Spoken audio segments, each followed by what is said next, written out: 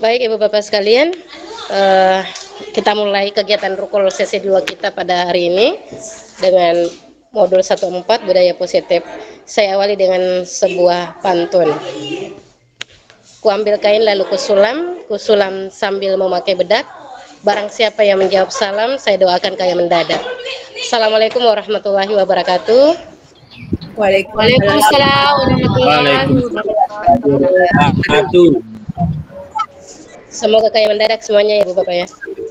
Salam sejahtera, swastiastu, namo buddhaya, salam kebajikan, rahayu untuk kita semua di ruang virtual ini. Nah, baik Ibu Bapak sekalian, untuk modul 1.4 ini budaya positif, kita akan membahas terkait dengan forum diskusi. Jadi nanti teman-teman akan mempresentasikan hasil diskusi yang telah dibahas pada sesi 1 kemarin. Jadi seperti apa hasil yang Ibu Bapak dapatkan dari menganalisis 4 kasus. Jadi setiap kelompok, itu kemarin ada 3 kelompok ya yang sudah kita bentuk. Jadi nanti akan kita acak yang mana yang akan tampil pertama untuk sesi diskusinya. Oke, next.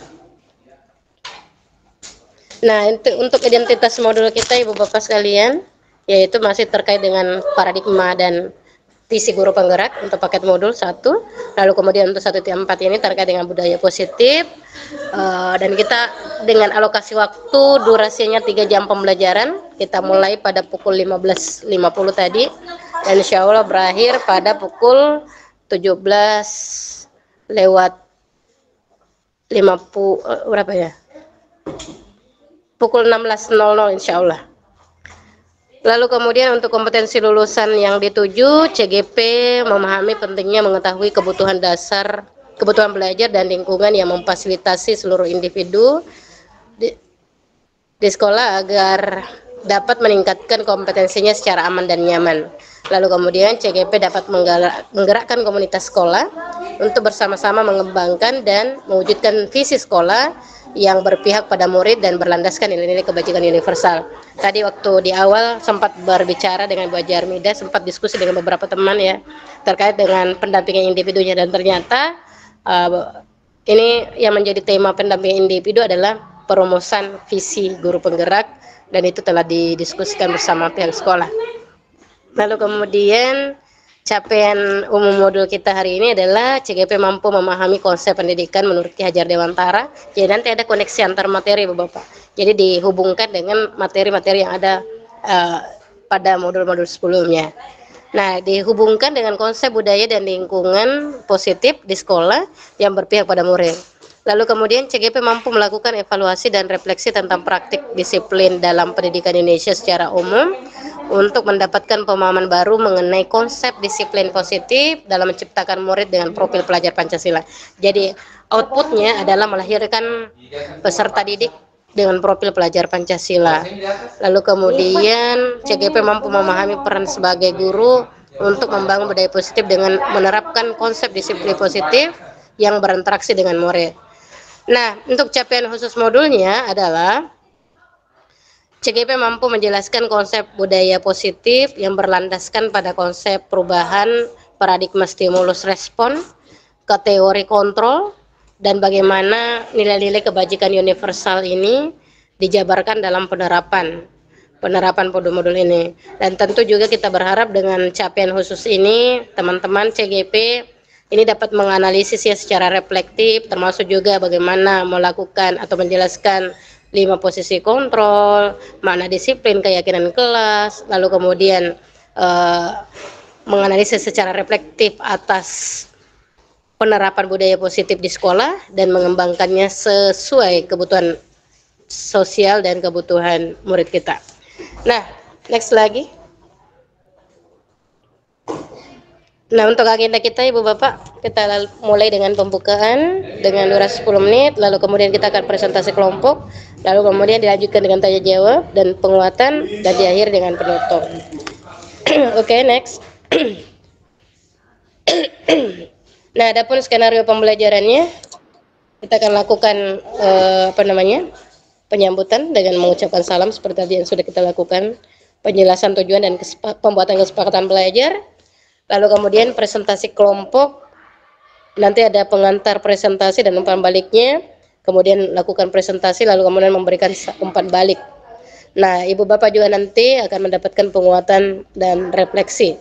Dan terakhir, tentu seperti sebelum-sebelumnya, kita akan mengingatkan tahapan belajar yang akan Ibu Bapak lalui dan alur-alur apa yang akan Ibu Bapak lalui setelah ruang kolaborasi ini. Next. Nah, baik Ibu Bapak sekalian, sebelum kita memulai kegiatan kita, sebelum kita masuk ke dalam penyampaian tujuan pembelajaran untuk keberkahan kegiatan kita ini, marilah kita berdoa bersama agar Allah memberikan keberkahan atas proses yang kita lakukan dan memberikan kemudahan dan kelancaran atas kegiatan kita pada hari ini. Doa akan dipimpin oleh ketua kelas kita. Silakan Bapak Adil.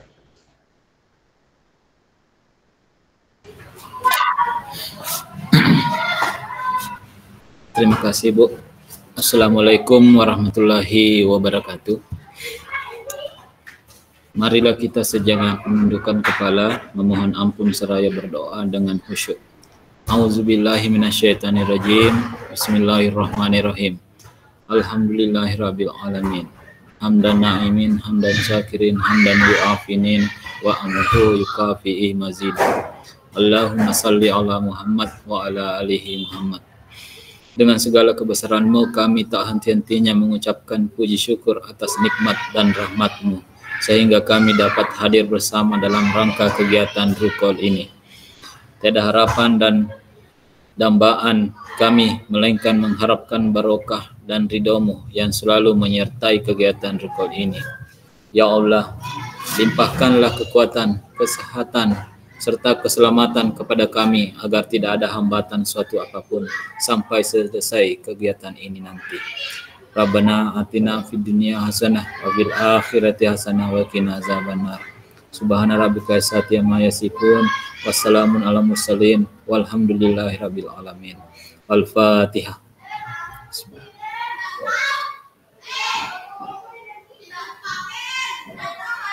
Amin. Wassalamualaikum warahmatullahi wabarakatuh. Waalaikumsalam warahmatullahi wabarakatuh. Terima kasih Bapak Adi sudah memandu doa kita. Semoga Allah menjawab doa yang dipimpin atau dipandu oleh Bapak Adil tadi. Baik, next lagi.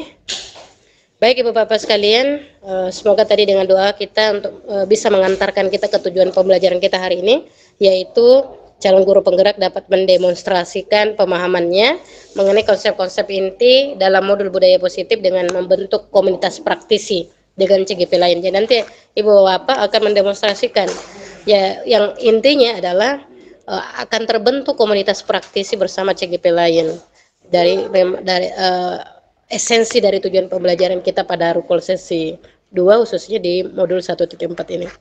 Oke, next. Nah, baik Ibu Bapak, mungkin baiknya kita akan membuat kesepakatan belajar terlebih dahulu agar memudahkan dan menjadi keyakinan kita dan menjadi komitmen kita dalam belajar. Yang pertama, seluruh peserta memiliki kesempatan untuk berpendapat. Jadi silakan seperti kemarin aktif, alhamdulillah semuanya aktif dari awal sampai Rukol sesi 1 kemarin semuanya menyampaikan pendapatnya. Lalu kemudian berpikiran terbuka dan saling menghormati. Kalau ada teman yang menyampaikan kritik yang bersifat instruktif, konstruktif, ya itu adalah mari kita berpikiran terbuka dan kita jadikan sebagai bahan untuk mengembangkan diri kita. Lalu jika ada satu peserta berbicara, maka peserta lain mendengarkan. Berpendapat setelah dipersilakan Ibu Bapak berpartisipasi penuh, jadi kamera dinyalakan. Apabila ada hal yang bersifat teknis, mungkin bisa disampaikan di kolom chat. Lalu kemudian mengikuti sesi kelas dengan perasaan gembira, tidak ada tekanan. Semoga semuanya gembira selalu, tidak ada lagi preskar hari ini. Mudah-mudahan tidak ada preskar hari ini ya. Baik Ibu Bapak, next lagi.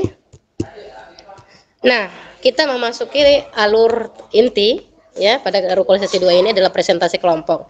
Kemarin kita sudah bentuk 3 kelompok. 3 kelompok, nanti kita akan acak menggunakan well of names. Tolong di next lagi. Nah, saya berikan dulu instruksinya Ibu Bapak.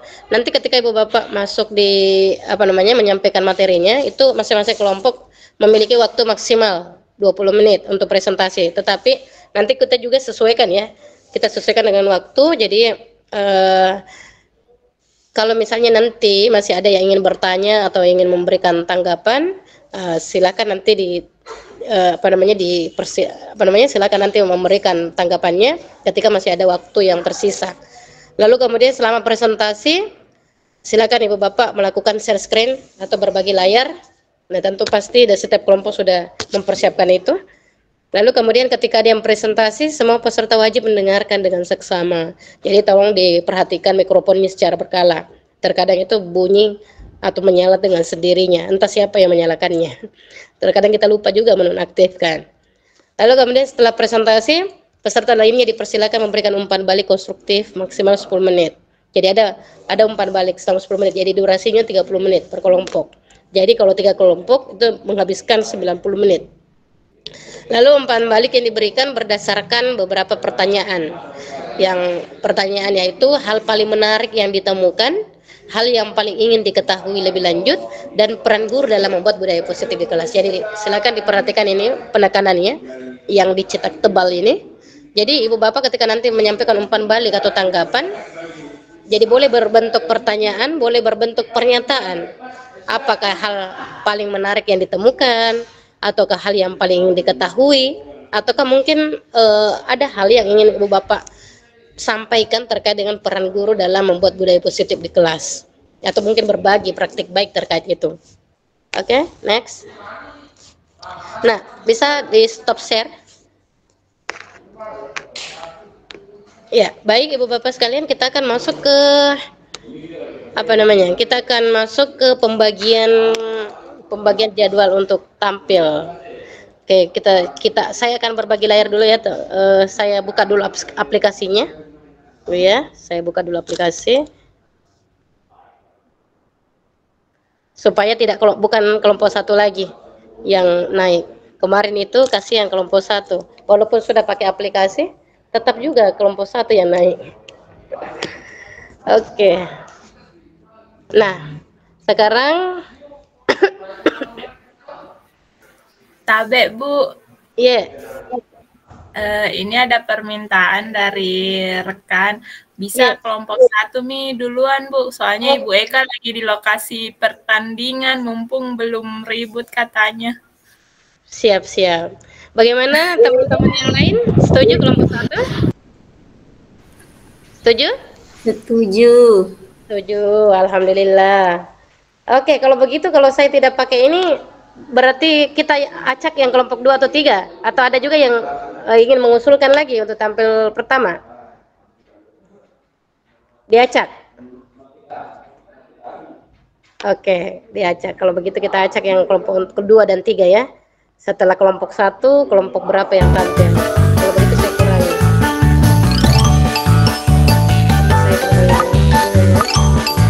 Kelompok yang belum selesai, kelompok 2 dan 3 ya, Bu ya. Maksud saya tadi sudah diambil jatahnya kelompok 1 untuk tampil pertama. Jadi setelah kelompok 1 kita lihat siapakah yang akan tampil. Wah, ini banyak sekali.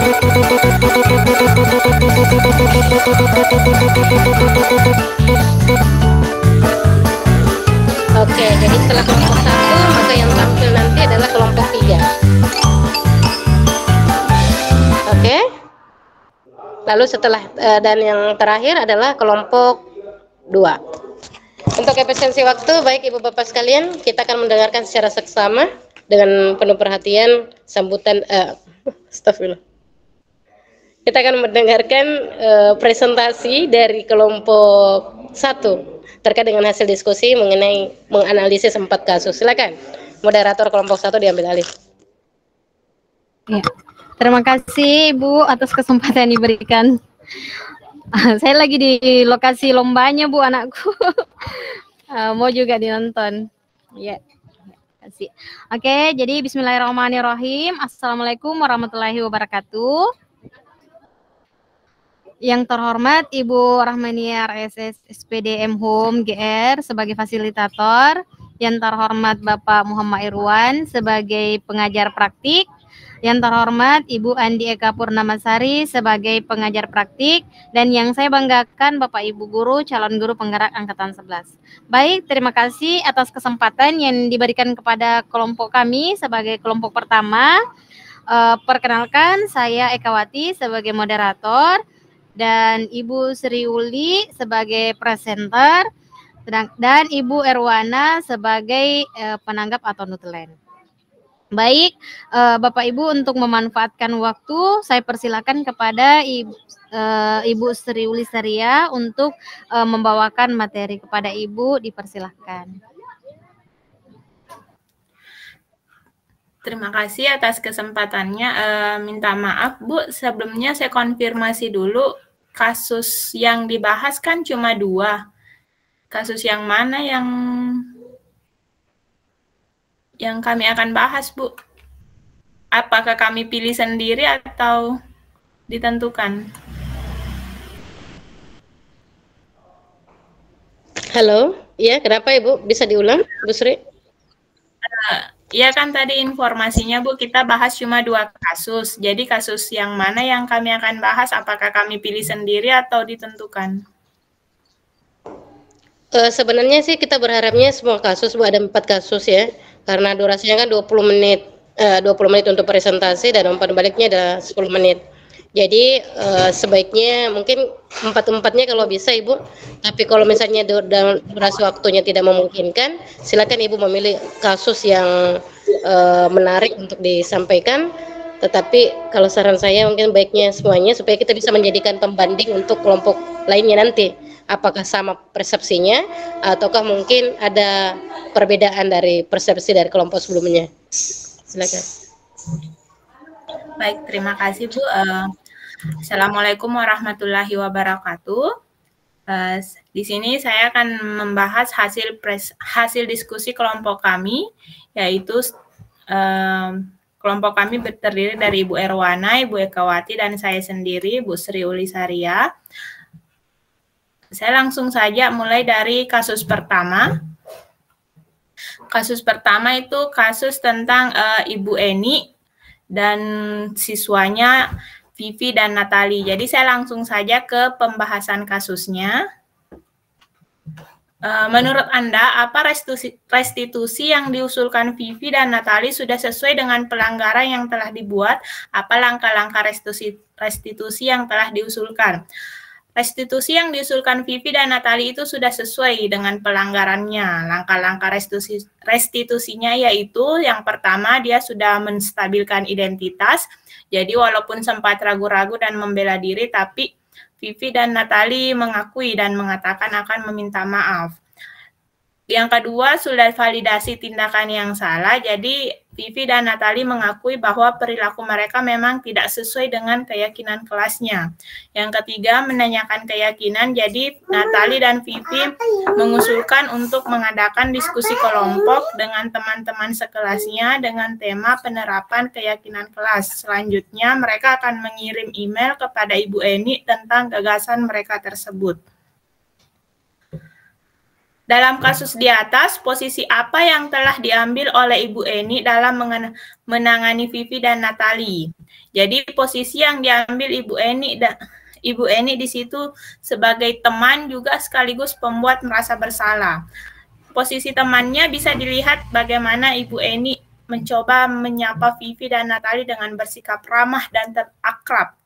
Pembuat merasa bersalahnya yaitu saat Ibu Eni mengatakan, ayolah tugasnya dikerjakan, nanti Ibu ditegur Bapak Kepala Sekolah, tolong dibantu ya.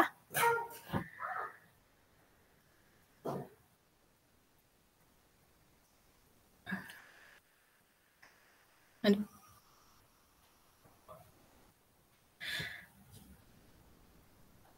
Selanjutnya, Mama, apa ini Mama? Jika sebagai Pak Hasan, bagaimana langkah menyikapi yang ditempuh Ibu Santi? Jadi kita akan mendukung tindakan Ibu yang dilakukan Ibu Santi serta menyediakan ruang diskusi bersama para guru tentang bagaimana menerapkan posisi kontrol dan langkah-langkah restitusi ketika menghadapi permasalahan di kelas. Lanjut di kasus kedua, kasus tentang Sabrina yang dihukum oleh Pak Lukman. Dalam kasus ini, posisi apa yang diambil oleh Pak Lukman? Yang pertama, posisinya yaitu pemantau. Kenapa disebut pemantau? Karena Pak Lukman menanyakan Sabrina apa peraturan sekolahnya.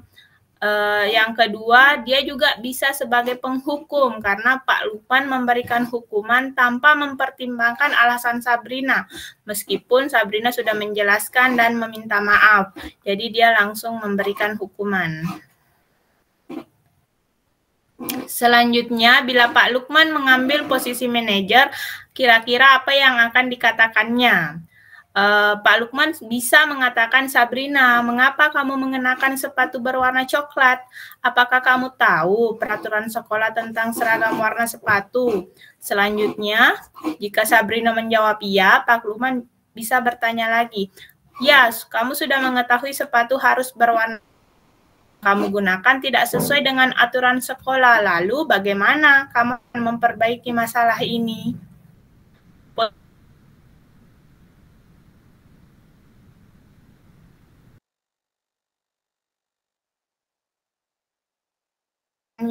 Dan menuntunnya untuk menemukan solusi atas permasalahannya.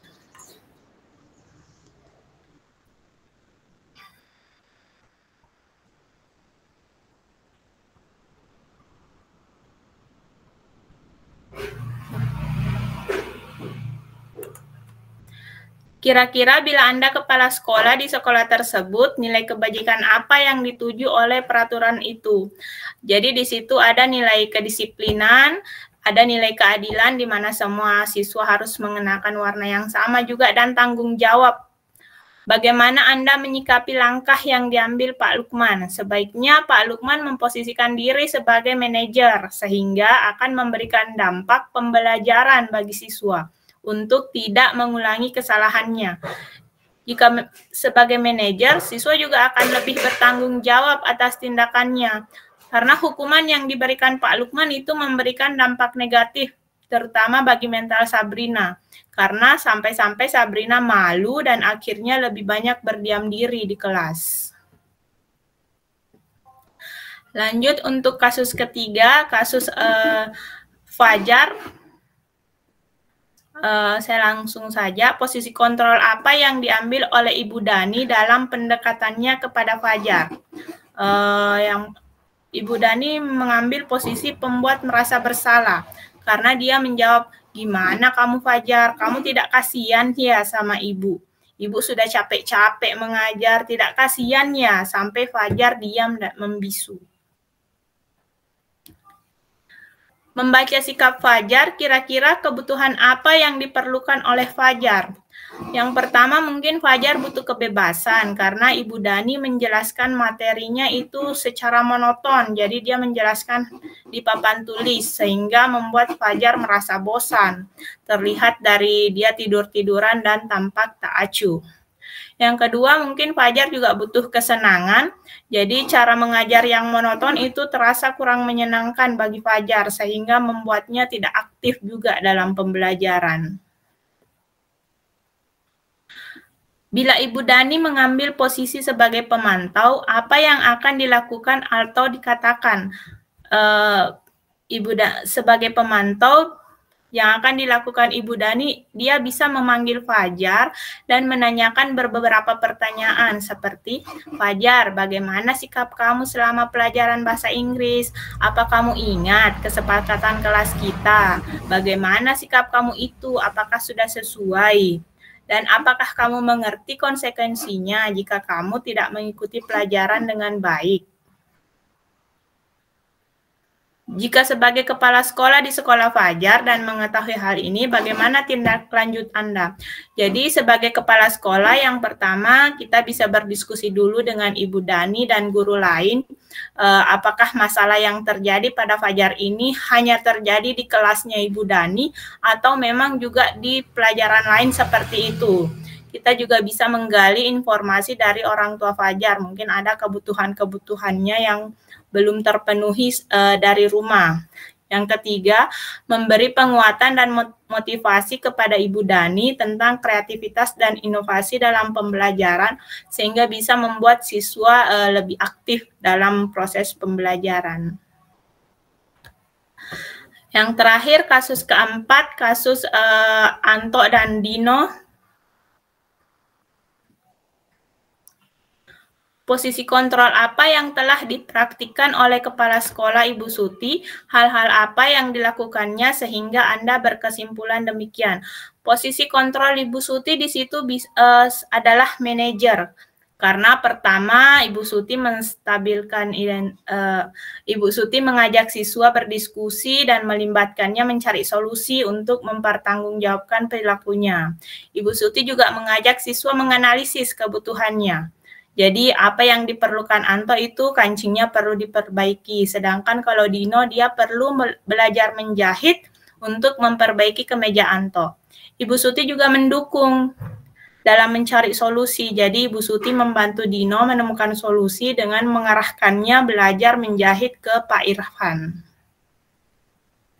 Dalam kasus tersebut, bagaimana Dino dikuatkan dan bagaimana Anto dikuatkan? Yang pertama, Dino dikuatkan melalui tahapan restitusi. Jadi, Ibu Suti menstabilkan identitas Dino dengan mengatakan membuat kesalahan itu manusiawi. Dan Dino hanya berusaha mempertahankan diri. Itu juga hal yang penting. Tapi Bu, suaranya agak kecil, Bu. Boleh di sedikit. Oh iya, Bu. Ya. Tabe Bu, tabe. Iya, Bu. Terima kasih, Bu. Yang kedua, validasi tindakan salah. Ibu Suti meminta Dino memikirkan cara lain yang mungkin lebih efektif. Yang ketiga, menanyakan keyakinan. Jadi, Ibu Suti bertanya keyakinan sekolah yang disepakati serta apakah Dino bersedia memperbaiki kesalahannya. Selanjutnya, untuk Anto, dia dikuatkan dengan pemenuhan kebutuhannya. Jadi Ibu Suti bertanya, apa yang bisa dilakukan Dino untuk memperbaiki masalah ini? Anto menjawab, saya perlu kancing saya diperbaiki, sehingga solusinya adalah Dino harus memperbaiki kancing kemejanya Anto. Selanjutnya, kira-kira nilai kebajikan apa yang dituju dalam kasus tersebut? Yang pertama, sebagai kita harus saling menghormati. Di sini juga ada tanggung jawab, di mana Dino harus bertanggung jawab atas tindakannya dan kemauannya untuk belajar. Jadi walaupun dia tidak bisa menjahit, dia berusaha belajar untuk menjahit. Demikian hasil diskusi kami. Saya kembalikan kepada Ibu Moderator. Terima kasih. Assalamualaikum warahmatullahi wabarakatuh. Waalaikumsalam warahmatullahi wabarakatuh. Baik, Bapak Ibu, itulah tadi pemaparan materi yang sangat luar biasa dari Ibu Sri Uli Surya. Kita beri aplaus dulu untuk Ibu. Baik, kita lanjut ke sesi tanya jawab. Saya persilakan dulu setiap kelompok satu perwakilan dulu untuk sesi pertama. Silakan dari kelompok kedua. Ya baik, silakan Ibu Selvi. Oke, baik, terima kasih atas kesempatan yang diberikan. Jadi di sini saya ingin menanyakan terkait kasus 1, di mana seperti yang kita ketahui di sini, Ibu Eni masuk di kelas Ibu Santi karena sakit sebagai guru pengganti. Kemudian di sini siswa, di sini Vivi dan Natali tidak menghargai beliau.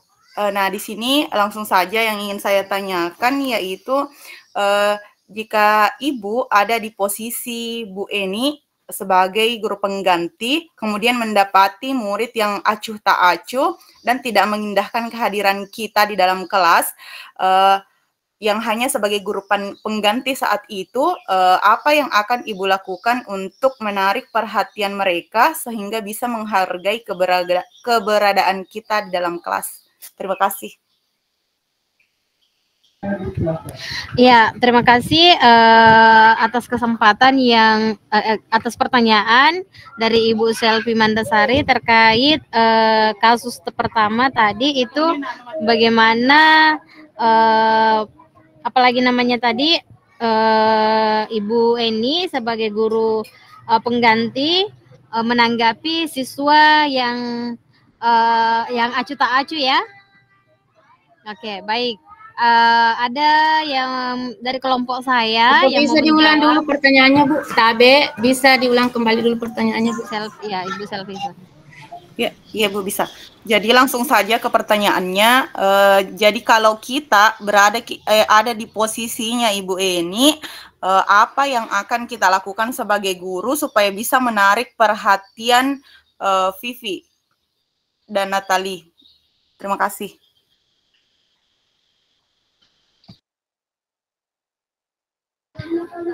Oke, nah baik, Ibu Sri Uli Seria akan menjawab pertanyaan dari Ibu Selvi.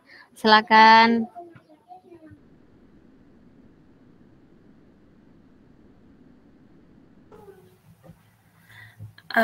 Baik, terima kasih atas kesempatannya. Biasanya yang saya lakukan saat menggantikan guru lain itu yang pertama pasti diawali dengan ice breaking, membuat siswa ini, karena kan siswa ini tidak familiar dengan kita, jadi kesan pertama itu kita harus aktif, menyenangkan, tidak langsung pasang muka jutek, sama dengan Ibu Eni langsung bersikap ramah dulu, biar anak-anak juga jadi lebih terbiasa dengan kita. Jadi mungkin lebih banyak kegiatan-kegiatan seperti ice breaking dan games dulu, biar menarik perhatian anak-anak. Segitu saja, Bu. Mungkin ada tambahan dari teman juga. Terima kasih. Oke, baik, Bu Sri Uli.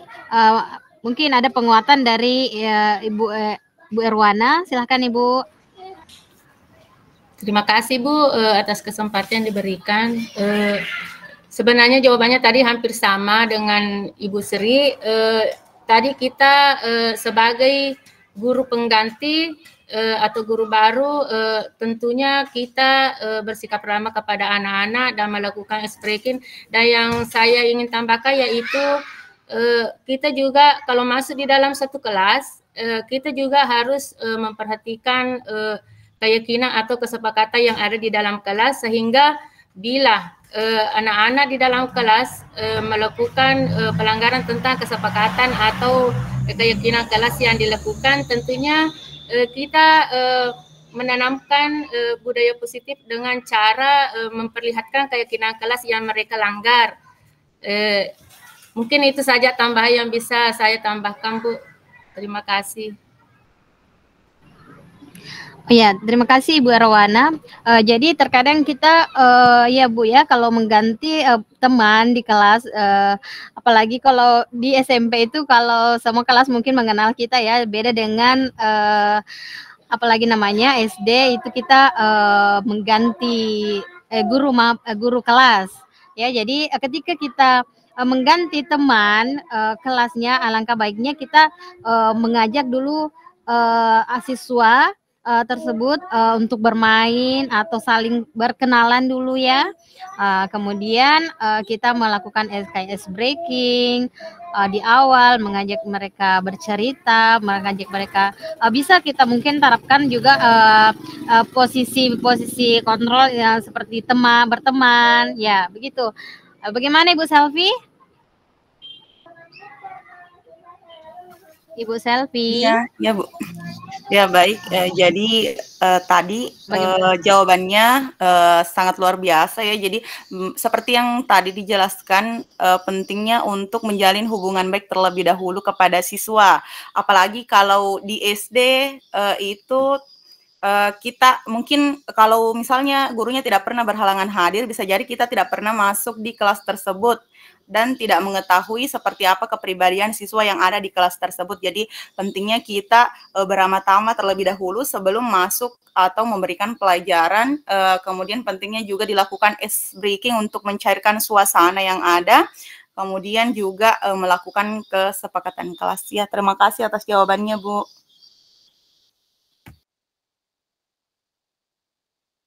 Oke, baik Bu, terima kasih Bu Selvi. Nah, kemudian baiklah itu tadi jawaban dari pertanyaan Bu Selvi. Selanjutnya saya persilakan kepada kelompok 3 untuk mengajukan pertanyaan. Oh ya, silakan Ibu Asira.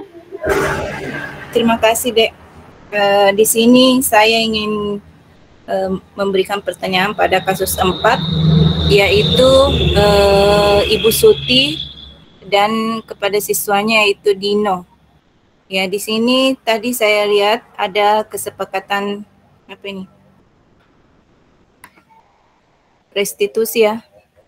Ya, Dino dikuatkan melalui tahapan restitusi.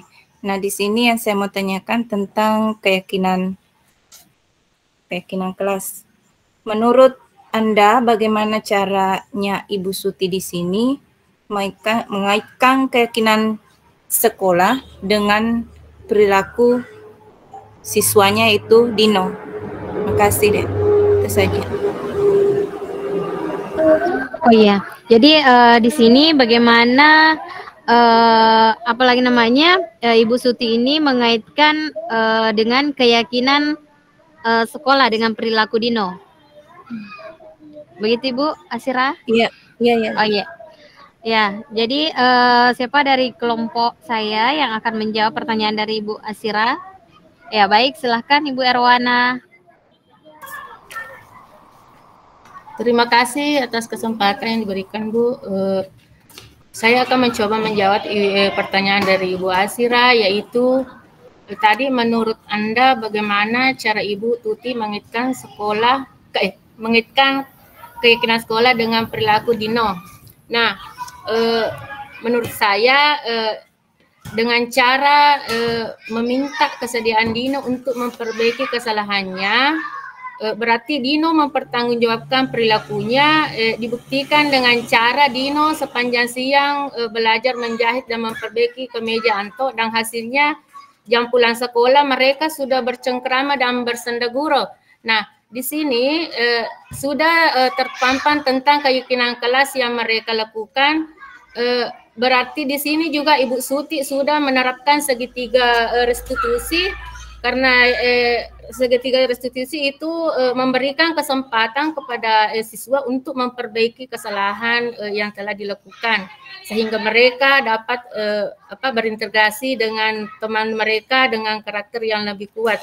Nah, mengaitkan dengan keyakinan, menanyakan keyakinan itu telah disepakati sebelumnya. Guru melibatkan siswa atau murid dalam berdiskusi untuk mengeksplorasi keyakinan yang telah disepakati bersama. Nah, ini melibatkan pertanyaan yang mengerahkan murid untuk merenungkan kembali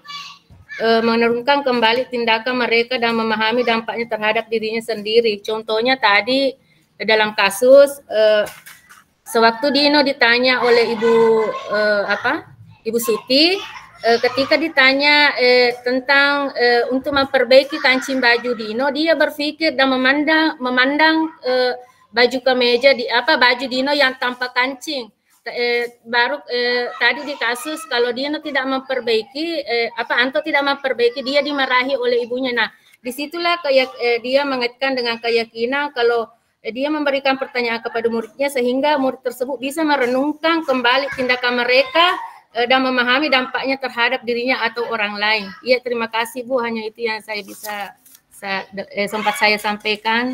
Siapa tahu dari teman yang lain ada yang ingin menguatkan atau menambahkan. Ya, terima kasih. Jadi saya tambahkan sedikit ya.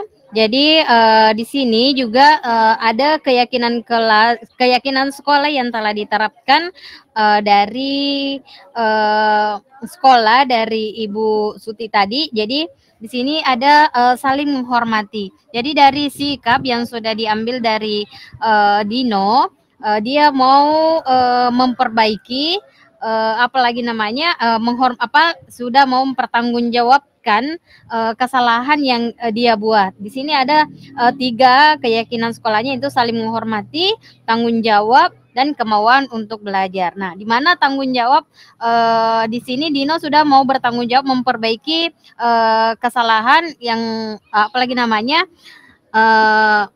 yang telah dia perbuat, yaitu merusak kancing baju temannya. Kemudian kemauan untuk belajar. Nah, di mana di sini dia mau memperbaiki kancing baju temannya, begitu Ibu. Jadi ada juga tambahan dari kelompok Ibu Sahriani. Silakan Ibu.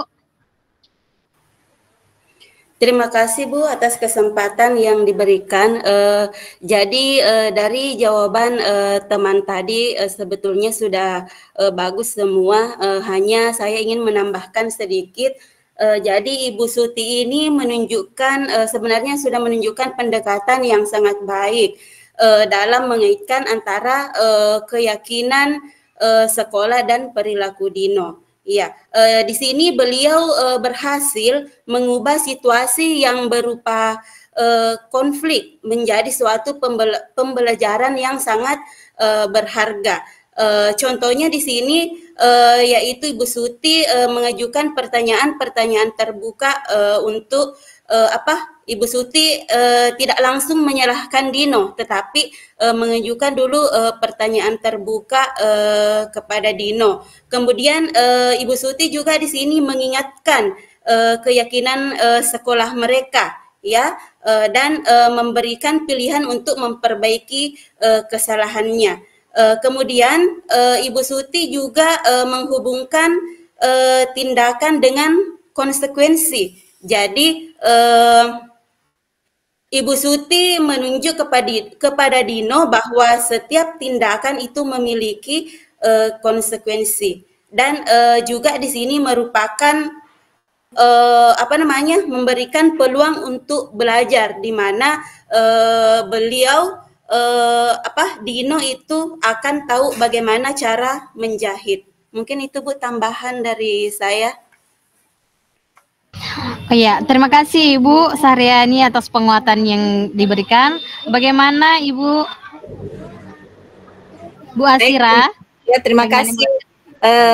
Jawabannya super sekali ya, apalagi dikuatkan dengan Ibu Sahriani, jawaban dari Ibu Erwana dan Ibu Eka sangat-sangat saya terima sekali dengan, apalagi dikuatkan lagi dengan Ibu Sahriani dengan contoh-contohnya. Terima kasih si jawabannya. Oh ya, terima kasih Bu Asira. Baik, saya akan melaju ke pertanyaan, bisa mungkin satu lagi pertanyaan sebelum kita menutup pertemuan kita hari ini. Silakan Ibu. Mungkin masih ada lagi pertanyaan. Ya, silakan Ibu Haji Armida.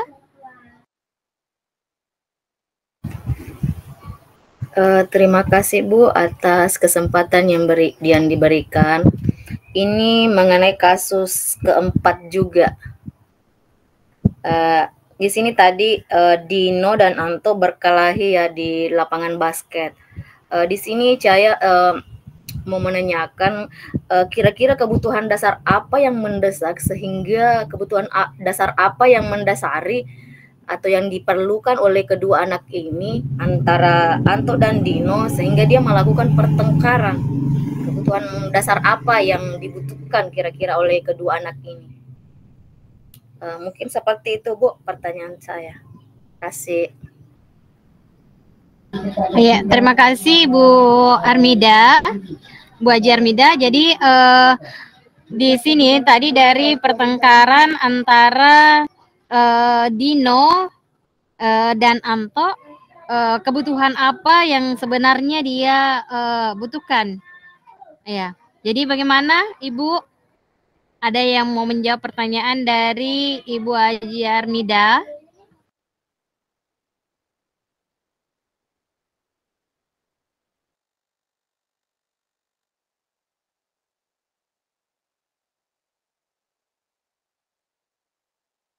Ya, baik. Silakan Ibu Sri Uli.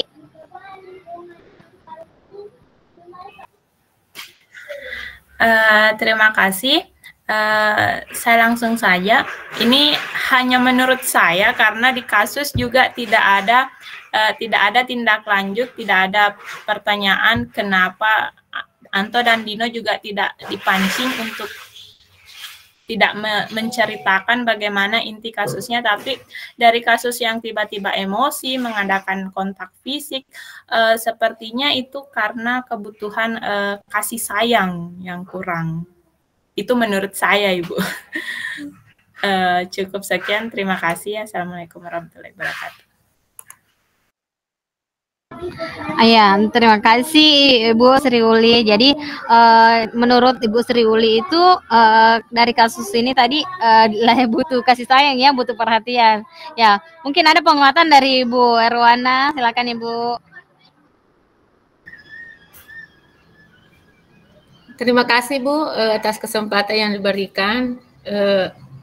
Sama tadi dengan Ibu Uli, di sini kasusnya langsung saja tiba-tiba mereka bertengkar atau adu mulut. Kita tidak tahu keterbelakannya apa sebabnya sehingga kasus ini bisa muncul. Tapi kalau menurut saya pribadi berbeda dengan pendapat Ibu Uli. Kalau saya pribadi mungkin dia penguasaan, karena mungkin karena mereka kan bermain basket, jadi mungkin mereka terampil atau ini mengakui prestasinya atau bagaimana? Kalau menurut saya pribadi Bu, mungkin dia kan kalau kebutuhan penguasaan mungkin dia mau diakui atas prestasinya atau dia mau menang atau kalah atau bagaimana? Ya, atau ada kata yang lain lebih menguatkan lagi? Terima kasih. Oh ya, terima kasih Bu Erwana. Ya baik, ini mungkin ada penguatan dari Ibu Suryani. Silakan Ibu Suryani. Baik, terima kasih atas kesempatannya Bu. Kalau menurut saya pribadi bahwa kebutuhan dasar dua anak ini yaitu kasih sayang pada Dino dan penguasaan atau kekuasaan pada Anto. Kenapa? Dino emosi, itu menandakan bahwa Dino ini mungkin saja kekurangan kasih sayang dari keluarganya atau sikap peduli dari keluarganya, sedangkan Anto itu dia penguasaan karena dia juga terpancing emosinya itu sebagai bentuk harga diri karena langsung didorong langsung didorong oleh langsung ditarik ke mejanya oleh Dino. Jadi saya rasa begitu Bu. Terima kasih. Ya, terima kasih Bu penguatan dari Ibu Suryani. Bagaimana Ibu Haji Armida? Terima kasih Ibu-ibu atas semua jawabannya. Ya, memang dalam kasus ini kita juga memang lihat di situ tidak ada ditanyakan oleh kepala sekolah ya bahwa apa yang mendasari kasus kebutuhan anak ini. Nah, makanya tadi saya menanyakan. Jadi tadi setelah dijawab oleh Bu Sri Uli tentang kasih sayang, kemudian Ibu Erwana dia menganggap bahwa itu adalah kekuasaan dan dikuatkan tadi oleh Ibu Suryani bahwa Anto dan Dino itu memang membutuhkan kasih sayang dan yang Dino ini membutuhkan ibarat kebebasan ya. Mungkin itu memang jawaban yang betul ya Bu. Saya berterima kasih atas jawaban dari ibu-ibu. Terima kasih. Assalamualaikum warahmatullahi wabarakatuh. Baik, terima kasih Bu Haji Armida. Baik, mungkin cukup pertanyaannya. Jadi itulah tadi pemaparan dari kelompok kami. Adapun sedikit kesimpulan dari saya. Jadi sebagai seorang guru kita harus memperhatikan diri kita dalam menyikapi kasus siswa kita di sekolah, di mana apakah kita sebagai penghukum atau pembuat merasa bersalah atau sebagai teman atau pemantau ataupun manajer. Jadi kita harus mengintrospeksi kembalikan ke diri kita, mengintrospeksi diri kita apakah tindakan yang kita ambil itu sudah sesuai atau tidak menyakiti hati murid kita, begitu.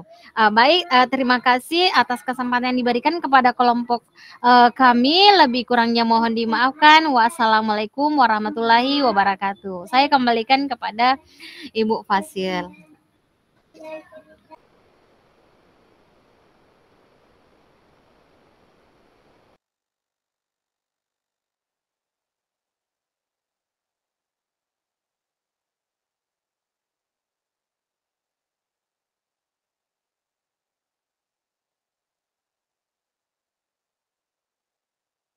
Itu ada juga. Bagaimana masih semangat? Baik, harus semangat karena penonton peserta semangat akan mendapat hadiah. Jadi harus. Baik, terima kasih. Bagaimana kelompok yang tadi sudah selesai? Iya Bu, sudah Bu, baru-baru Bu selesai. Ya, Bu, habis. Baik Ibu Bapak sekalian, kita untuk efisiensi waktu ya, nanti terakhir saya berikan penguatan. Kita ke kelompok 3 dulu. Silakan kelompok 3. Baik Bu. Bismillahirrahmanirrahim. Assalamualaikum warahmatullahi wabarakatuh. Salam sejahtera bagi kita semua. Yang terhormat Ibu Rahmaniar SS SPD MHUM GR selaku fasilitator, yang terhormat Ibu Andi Eka Purnamasari SPD MPD serta Pak Irwan SPD selaku pengajar praktik, serta Bapak Ibu guru calon guru penggerak angkatan 11 Kabupaten Sopeng yang berbahagia. Terima kasih atas kesempatan yang telah diberikan kepada kelompok kami untuk memaparkan hasil diskusi kami mengenai analisis kasus pada modul 1.4 budaya positif. Untuk mengefisienkan waktu, saya persilahkan kepada Ibu Asira untuk memaparkan hasil diskusi kami. Kepada Ibu dengan hormat disilahkan.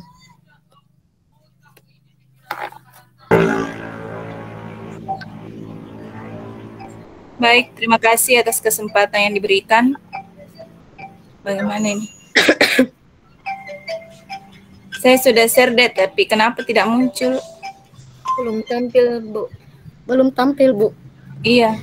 Coba klik, sudah minta buka taga, Bu? Iya. Itu materi tadi. Sudah. Nah, coba klik itu.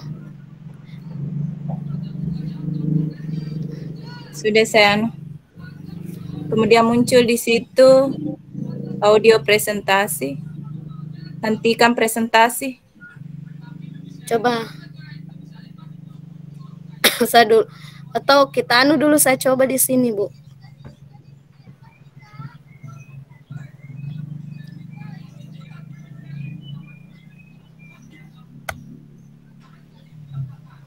Kalau saya sudah terlihat Bapak Ibu? Sudah. Oke. Ya, terima kasih atas kesempatan yang diberikan kepada kami kelompok 3.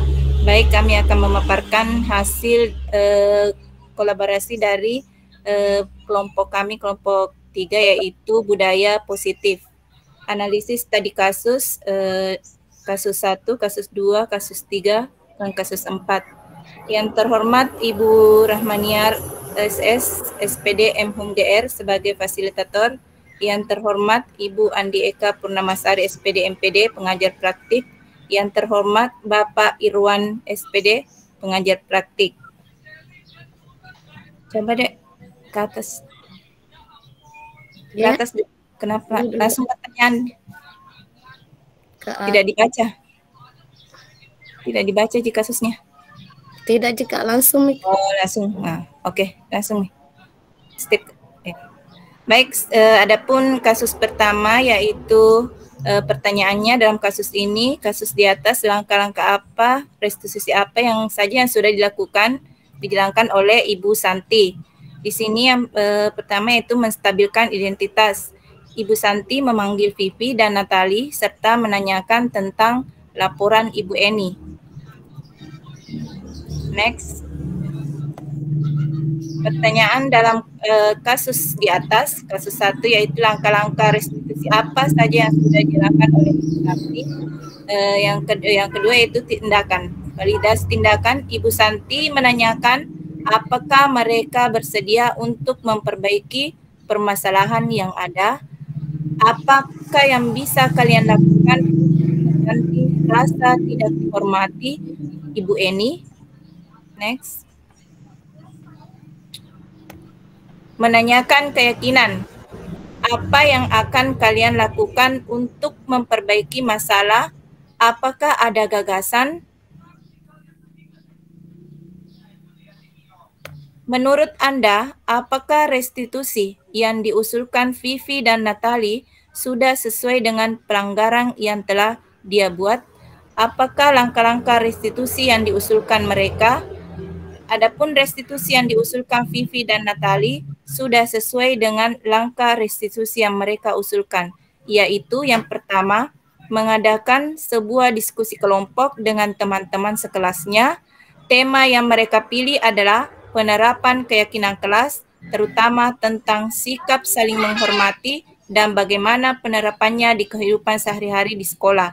Kedua, mengirim email kepada Ibu Eni tentang gagasan mereka tersebut. Mereka pun memberitahu Ibu Eni bahwa mereka telah memberitahu kepala sekolah, Pak Hasan, bila lain waktu ada ketiadaan guru, maka mereka akan mengusulkan Ibu Eni sebagai guru pengganti.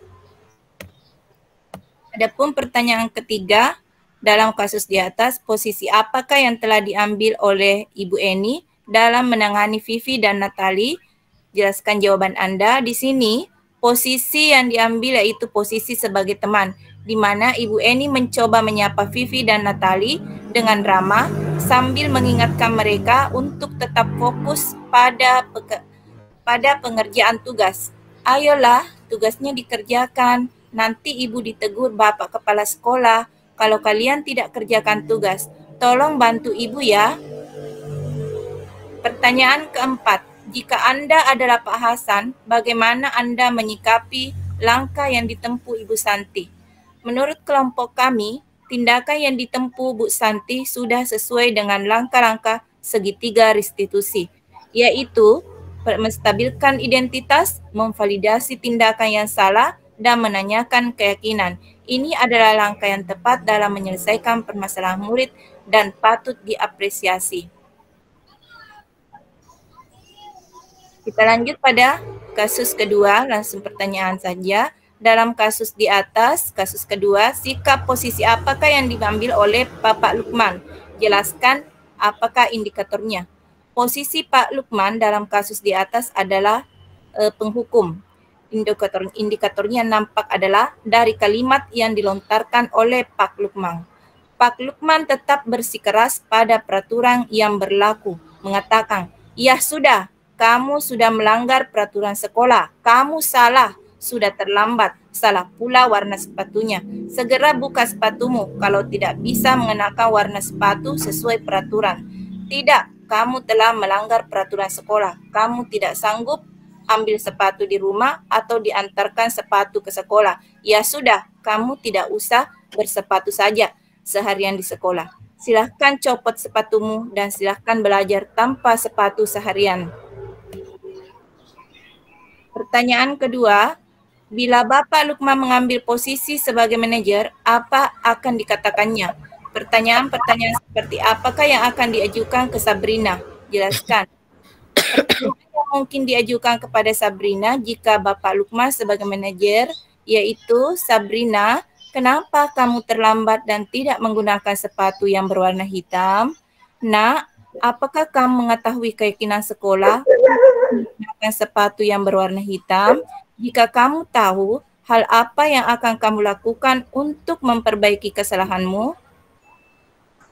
Pertanyaan ketiga, kira-kira bila Anda adalah kepala sekolah tersebut, nilai kebajikan apa yang ingin dituju oleh peraturan?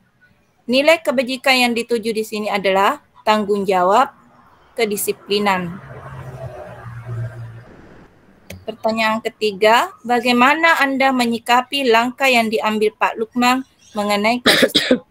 Menurut kelompok kami, Pak Lukman kurang memahami keadaan yang dialami siswa dan tidak berpikir panjang, langsung memberi sanksi terhadap Sabrina.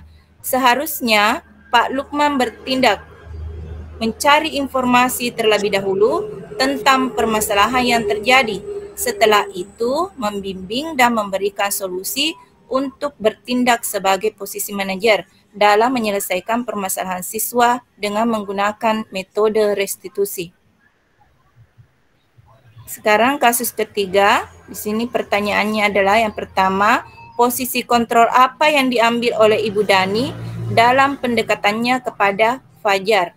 Posisi kontrol Bu Dani di sini adalah pembuat orang merasa bersalah. Gimana sih Fajar, kamu nggak kasihan sama ibu ya? Ibu sudah capek-capek nggak kasihan sama ibu. Reaksi Fajar pun diam membisu. Pertanyaan kedua, membaca sikap Fajar. Kira-kira kebutuhan apa yang diperlukan oleh Fajar? Kebutuhan yang diperlukan Fajar adalah kebebasan. Terlihat dari sikap Fajar ketika Ibu Dani mengajar, yaitu tidur-tiduran karena bosan dengan kondisi kelas. Kebutuhannya tidak dipenuhi dengan menunjukkan sikap malas-malasan, tidak mau menjawab, acuh kepada guru dan memainkan spidolnya. Pertanyaan ketiga, bagaimana Ibu Dani mengambil posisi pemantau? Apa yang akan dilakukan atau dikatakan olehnya? Pertanyaan-pertanyaan seperti apa yang akan diajukan? Jelaskan. Bila Ibu Dani mengambil posisi pemantau, maka beliau akan mengingatkan peraturan dan konsekuensi. Ibu Dani juga menggunakan daftar cek peraturan yang harus diikuti, yang akan dikatakan oleh Ibu Dani. Fajar, kamu ingat dengan peraturan kelas kita, apa yang telah kamu lakukan tadi, apa konsekuensi dari tindakan yang kamu lakukan? Pertanyaan keempat, apabila Anda adalah kepala sekolah di sekolah Fajar dan mengetahui hal ini, bagaimana tindakan Anda? Tindak lanjut di sini yaitu mencari tahu latar belakang dan alasan tindakan dari Fajar. Melakukan tindak lanjut dengan mengunjungi rumah dan bertemu dengan orang tua Fajar agar ada perbaikan dari Fajar serta memfasilitasi adanya bimbingan dan konseling. Kasus terakhir yaitu kasus 4, pertanyaannya yang pertama itu, posisi kontrol apa yang telah dipraktikkan oleh Kepala Sekolah Ibu Suti? Hal-hal apa saja yang dilakukan sehingga Anda berkesimpulan demikian? Adapun posisi kontrolnya di sini sebagai Ibu Suti sebagai manajer. Langkah yang dilakukan Ibu Suti yaitu pertama, berempati, seakan-akan merasakan apa yang dirasakan oleh kedua siswa tersebut dengan cara menenangkannya. Kedua, mendengarkan cerita dari masing-masing siswa, baik yang menjadi pelaku maupun yang menjadi korban. Ketika Ibu Suti mempersilahkan Dino mempertanggungjawabkan perilakunya, mendukung dan membimbing Dino agar dapat menemukan solusi, mengingatkan Dino dan Anto mengenai keyakinan sekolah. Pertanyaan kedua, dalam kasus tersebut, bagaimana Dino dikuatkan, bagaimana Anto dikuatkan oleh Ibu Suti? Hal yang dilakukan di sini oleh Ibu Suti adalah dengan cara menanyakan perasaan dan tindakan atau apa yang telah dilakukan oleh siswa. Kemudian memberikan informasi tentang bagaimana cara menghargai perasaan orang lain, kemudian membantu siswa untuk didengar dan diperhatikan, serta melatih siswa untuk meningkatkan kepercayaan dirinya. Ibu Suti juga dengan mengatakan dan mempertahankan diri adalah hal yang penting. Namun, Dino diminta untuk memikirkan cara yang lebih efektif. Pertanyaan ketiga, kira-kira nilai kebajikan atau keyakinan sekolah apa yang dituju dalam kasus tersebut? Jelaskan. Yang pertama di sini adalah tanggung jawab, di mana memberi tanggung jawab kepada Dino atas apa yang telah dilakukan terhadap Anto, Tony. Kemudian mandiri, Tony secara mandiri menyelesaikan masalahnya dengan menjahit sendiri. Kasih sayang, secara tidak langsung Ibu Suti mengajarkan tentang nilai kasih sayang terhadap keduanya dengan cara mengarahkan kepada Dino untuk menjahit sendiri baju Tony di ruang tata busana. Terakhir kali terlihat kedua anak laki-laki tersebut, Dino dan Anto, pada jam pulang sekolah mereka sudah bercengkrama dan bersenda gurau kembali. Terima kasih. Itulah tadi hasil dari kelompok kami, kelompok 3. Saya pindahkan kepada moderator. Baik Ibu, itulah tadi pemaparan yang luar biasa dari pemateri kita Ibu Asira. Selanjutnya sesi tanya jawab. Untuk efisiensi waktu saya persilahkan terlebih dahulu kepada kelompok 1. Apakah ada pertanyaan? Saya persilahkan kepada Ibu Erwana. Silahkan Bu. Terima kasih Bu atas kesempatan yang diberikan. Tapi bisa saya mau ingin melihat dulu tentang kasus pertama Bu. Kasus Sebentar pertama. Ya Bu. Sebentar.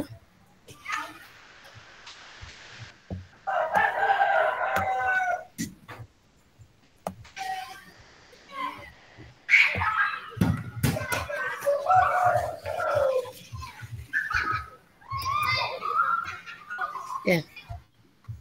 Yang solusi yang pertanyaannya yang paling terakhir tadi yang tentang mengirim email kepada Ibu Eni, ada di situ tadi. Yang mengirim email. Yang dibawanya lagi, Bu. Iya. Ini. Ya, iya. Nah, di sini saya hanya ingin mengetahui hal yang paling ingin diketahui lebih lanjut, Bu. Pertanyaan saya hanya ingin mengetahui lebih lanjut. Di sini kan tadi di restitusi yang diusulkan Vivi dan Natalia sudah sesuai langkah-langkah restitusi yang mereka usulkan. Tidak usah saya baca ya Bu, yang 1, 2 ini. Ya. Nah, di sini pertanyaan saya, apakah kira-kira yang dilakukan Vivi dan Natali untuk menyelesaikan masalah tersebut sudah efektif untuk mencari solusi dengan mengirim saja email kepada Ibu Eni? Terima kasih Bu. Baik, terima kasih Bu. Untuk selanjutnya, untuk pertanyaan kedua, saya persilahkan kepada kelompok 2.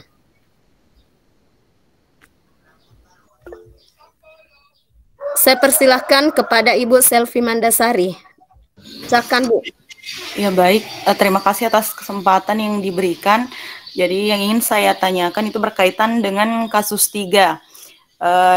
Di sini yang ingin saya tanyakan yaitu terkait posisi kontrol. Seperti yang kita ketahui ada 5 posisi kontrol, ada penghukum, pembuat merasa bersalah, teman, pemantau, dan manajer.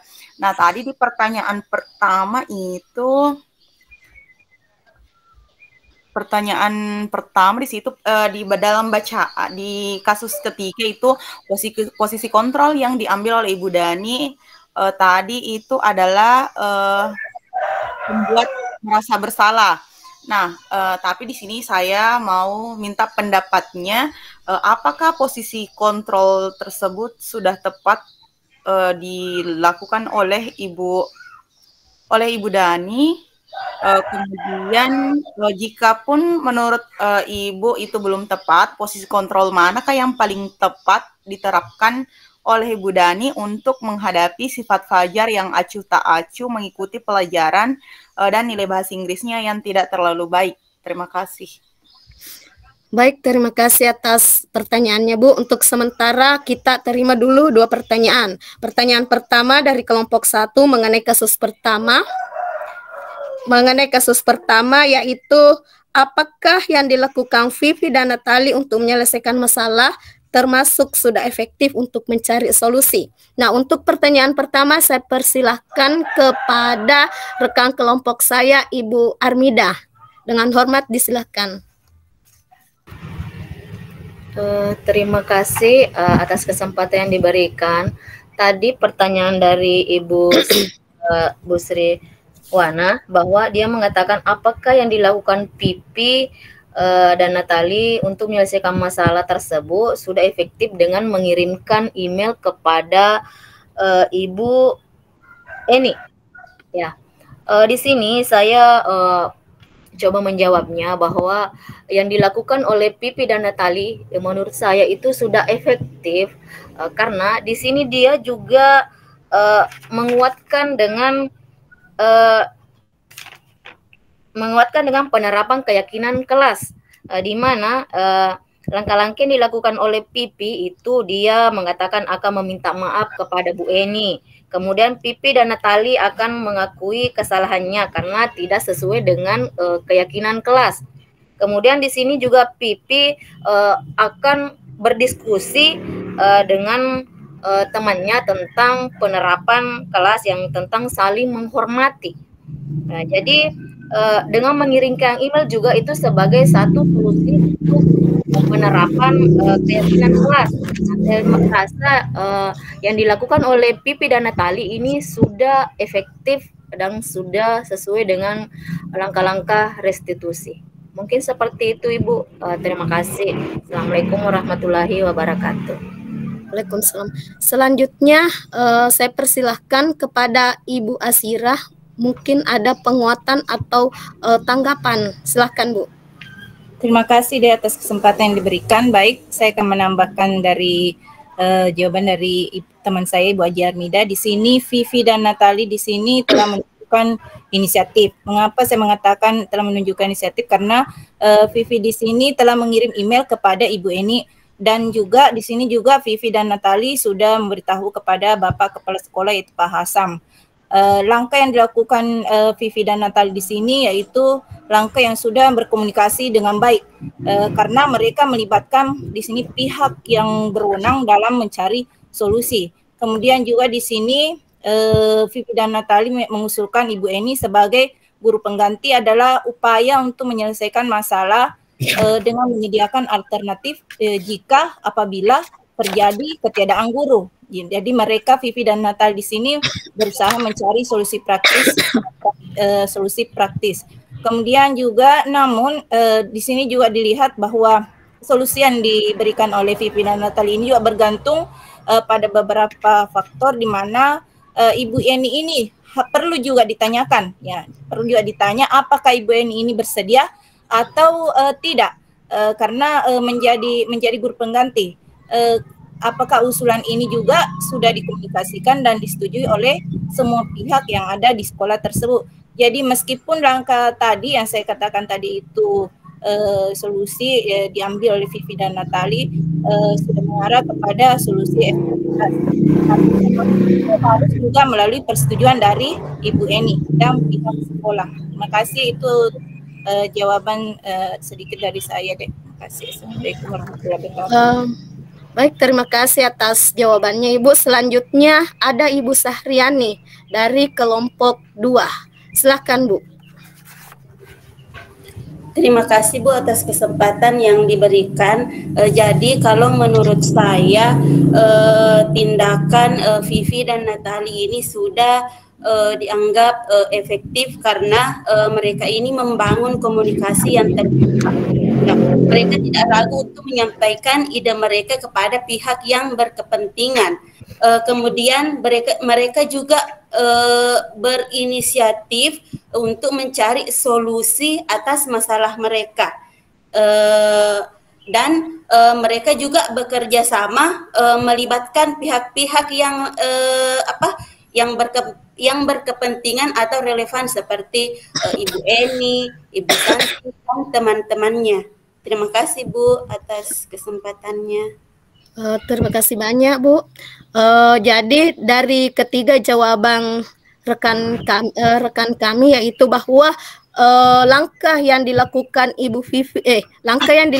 Vivi dan Natali itu sudah efektif karena sudah melibatkan pemangku pendidikan di sekolah seperti kepala sekolah, Ibu Santi, dan kemudian ini merupakan salah satu bentuk inisiatif dari siswa tersebut untuk memperbaiki kesalahan yang telah dilakukan. Saya kira begitu. Bagaimana Ibu Irwana? Terima kasih, Bu, dari rekan-rekan semua yang sudah memberikan saya pencerahan. Karena saya ingin mengetahui hal yang lebih lanjut lagi. Ternyata dari jawaban rekan-rekan semuanya saya sudah mendapat pencerahan lebih sejelas-jelasnya. Ya, terima kasih, Bu, atas jawabannya semua. Baik, untuk pertanyaan kedua dari Ibu Selvi Mandasari mengenai kasus 3, yaitu di antara 5 posisi kontrol manakah yang paling tepat diterapkan oleh Bu Dani untuk menghadapi sifat Fajar yang acuh tak acuh mengikuti pelajaran? Mengapa? Nah, kesempatan pertama Ibu Armida akan menjawab pertanyaan dari Ibu Selvi Mandasari. Silakan Ibu. Iya, Ibu, terima kasih atas kesempatan diberikan kepada saya. Tadi Bu Selvi menanyakan pada kasus ketiga, di mana 5 posisi kontrol, yang manakah 5 posisi kontrol ini yang bisa diterapkan oleh Ibu Dani dalam menghadapi sifat Fajar yang acuh tak acuh dalam mengikuti pembelajaran. Menurut saya, posisi kontrol yang bagus sesuai untuk menghadapi sikap Fajar ini adalah posisi kontrol sebagai manajer.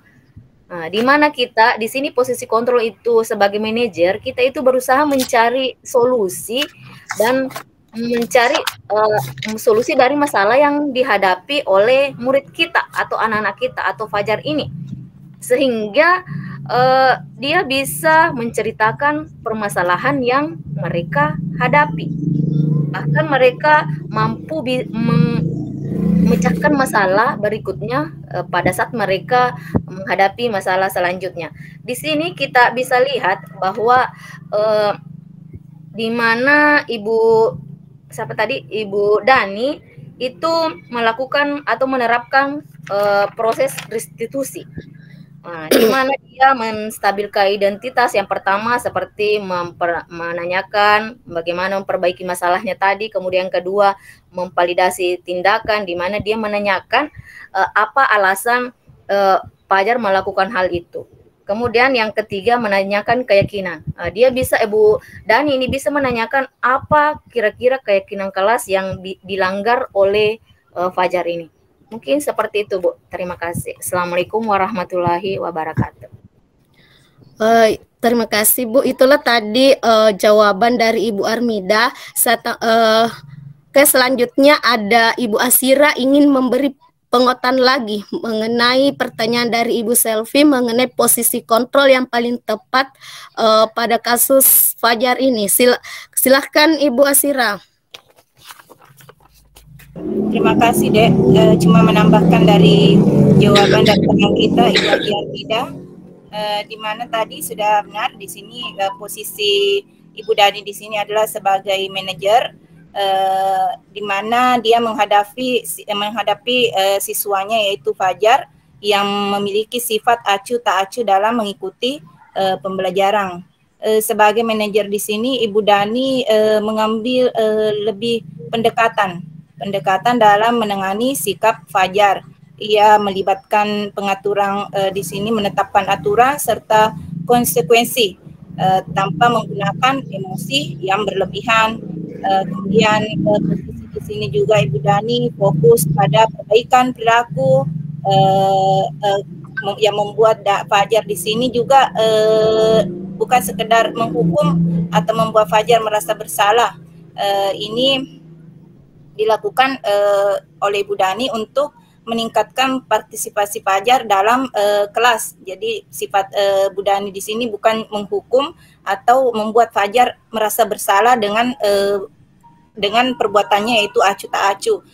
Kemudian di sini sebagai manajer juga Bu Dani di sini memberikan apa yang dibutuhkan Fajar, yaitu tetap mendukung walaupun Fajar ini anak yang mungkin kurang aktif dalam mengikuti pembelajaran.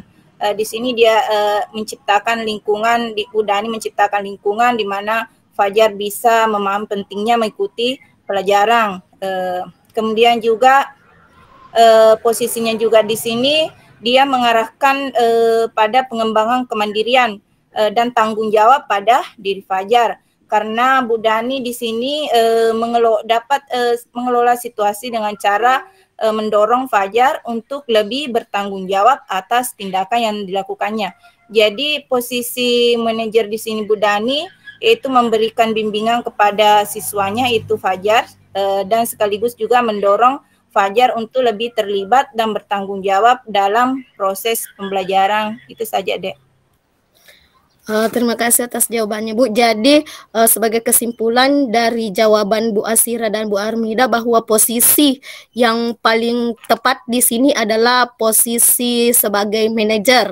Walaupun di sini juga tampak bahwa Bu Dani bisa di posisi membuat merasa bersalah, tetapi yang paling tepat adalah sebagai posisi manajer, di mana di sini sebenarnya Bu Dani bisa melakukan pendekatan dan sikap empati kepada Fajar.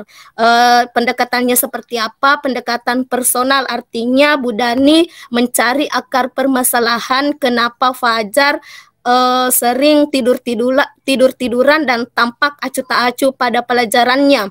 Yang kedua di sini Bu Dani bisa memberi tanggung jawab kepada Fajar supaya Fajar ini merasa dilibatkan dalam proses belajar mengajar. Kemudian yang ketiga tentu pentingnya kolaborasi antara orang tua Fajar di sini untuk mengetahui akar permasalahan tadi. Kenapa Fajar selalu tidur-tiduran atau acuh tak acuh pada saat pembelajaran. Bagaimana Ibu Selvi? Itulah tadi jawaban dari kelompok kami. Silakan Bu, tanggapannya.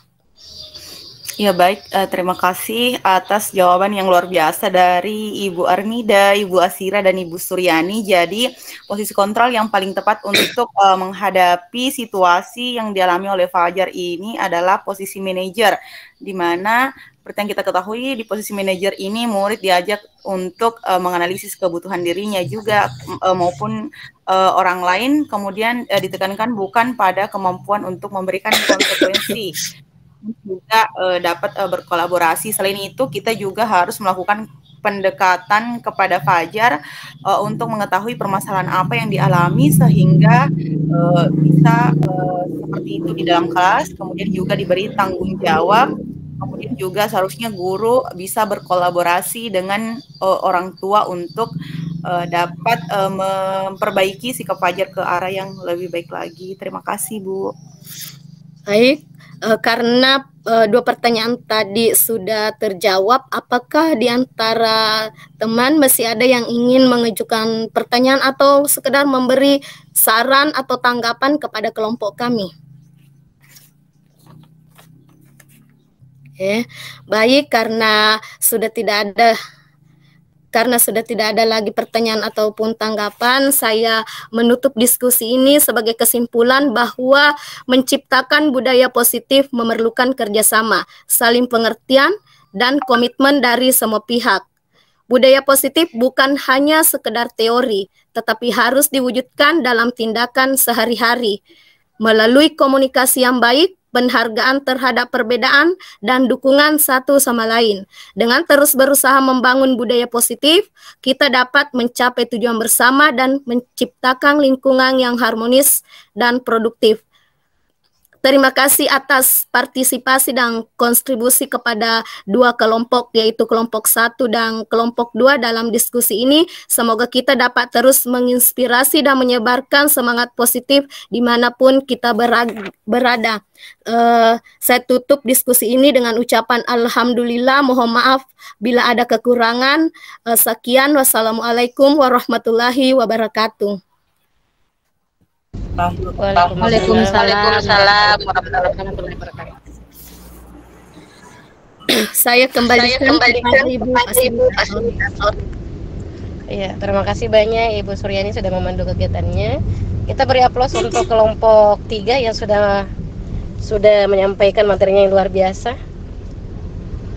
Baik Ibu Bapak, kita sebenarnya masih banyak waktu ya untuk diskusi. Kalau misalnya nanti bisa sampai 3 penanya, dibolehkan, supaya nanti betul-betul kasus yang kita kupas ini, kasus yang dianalisis ini betul-betul sesuai dengan teori kontrol yang berkesesuaian dengan kasus yang kita analisis. Oke, baik, untuk efisiensi waktu kita lanjut lagi ke moderator kelompok 2 untuk mempresentasikan hasil diskusi pada Rukol sesi 1 kemarin. Silakan kelompok 2.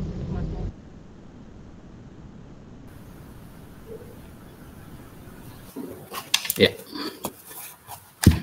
Terima kasih Bu atas kesempatannya. Jadi saya sebagai moderatornya. Assalamualaikum warahmatullahi wabarakatuh. Waalaikumsalam warahmatullahi wabarakatuh.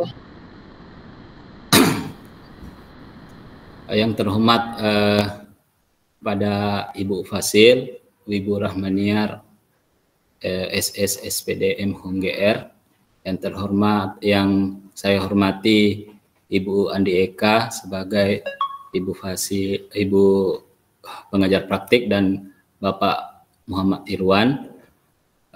Jadi pada hari ini kami dari kelompok 2 ingin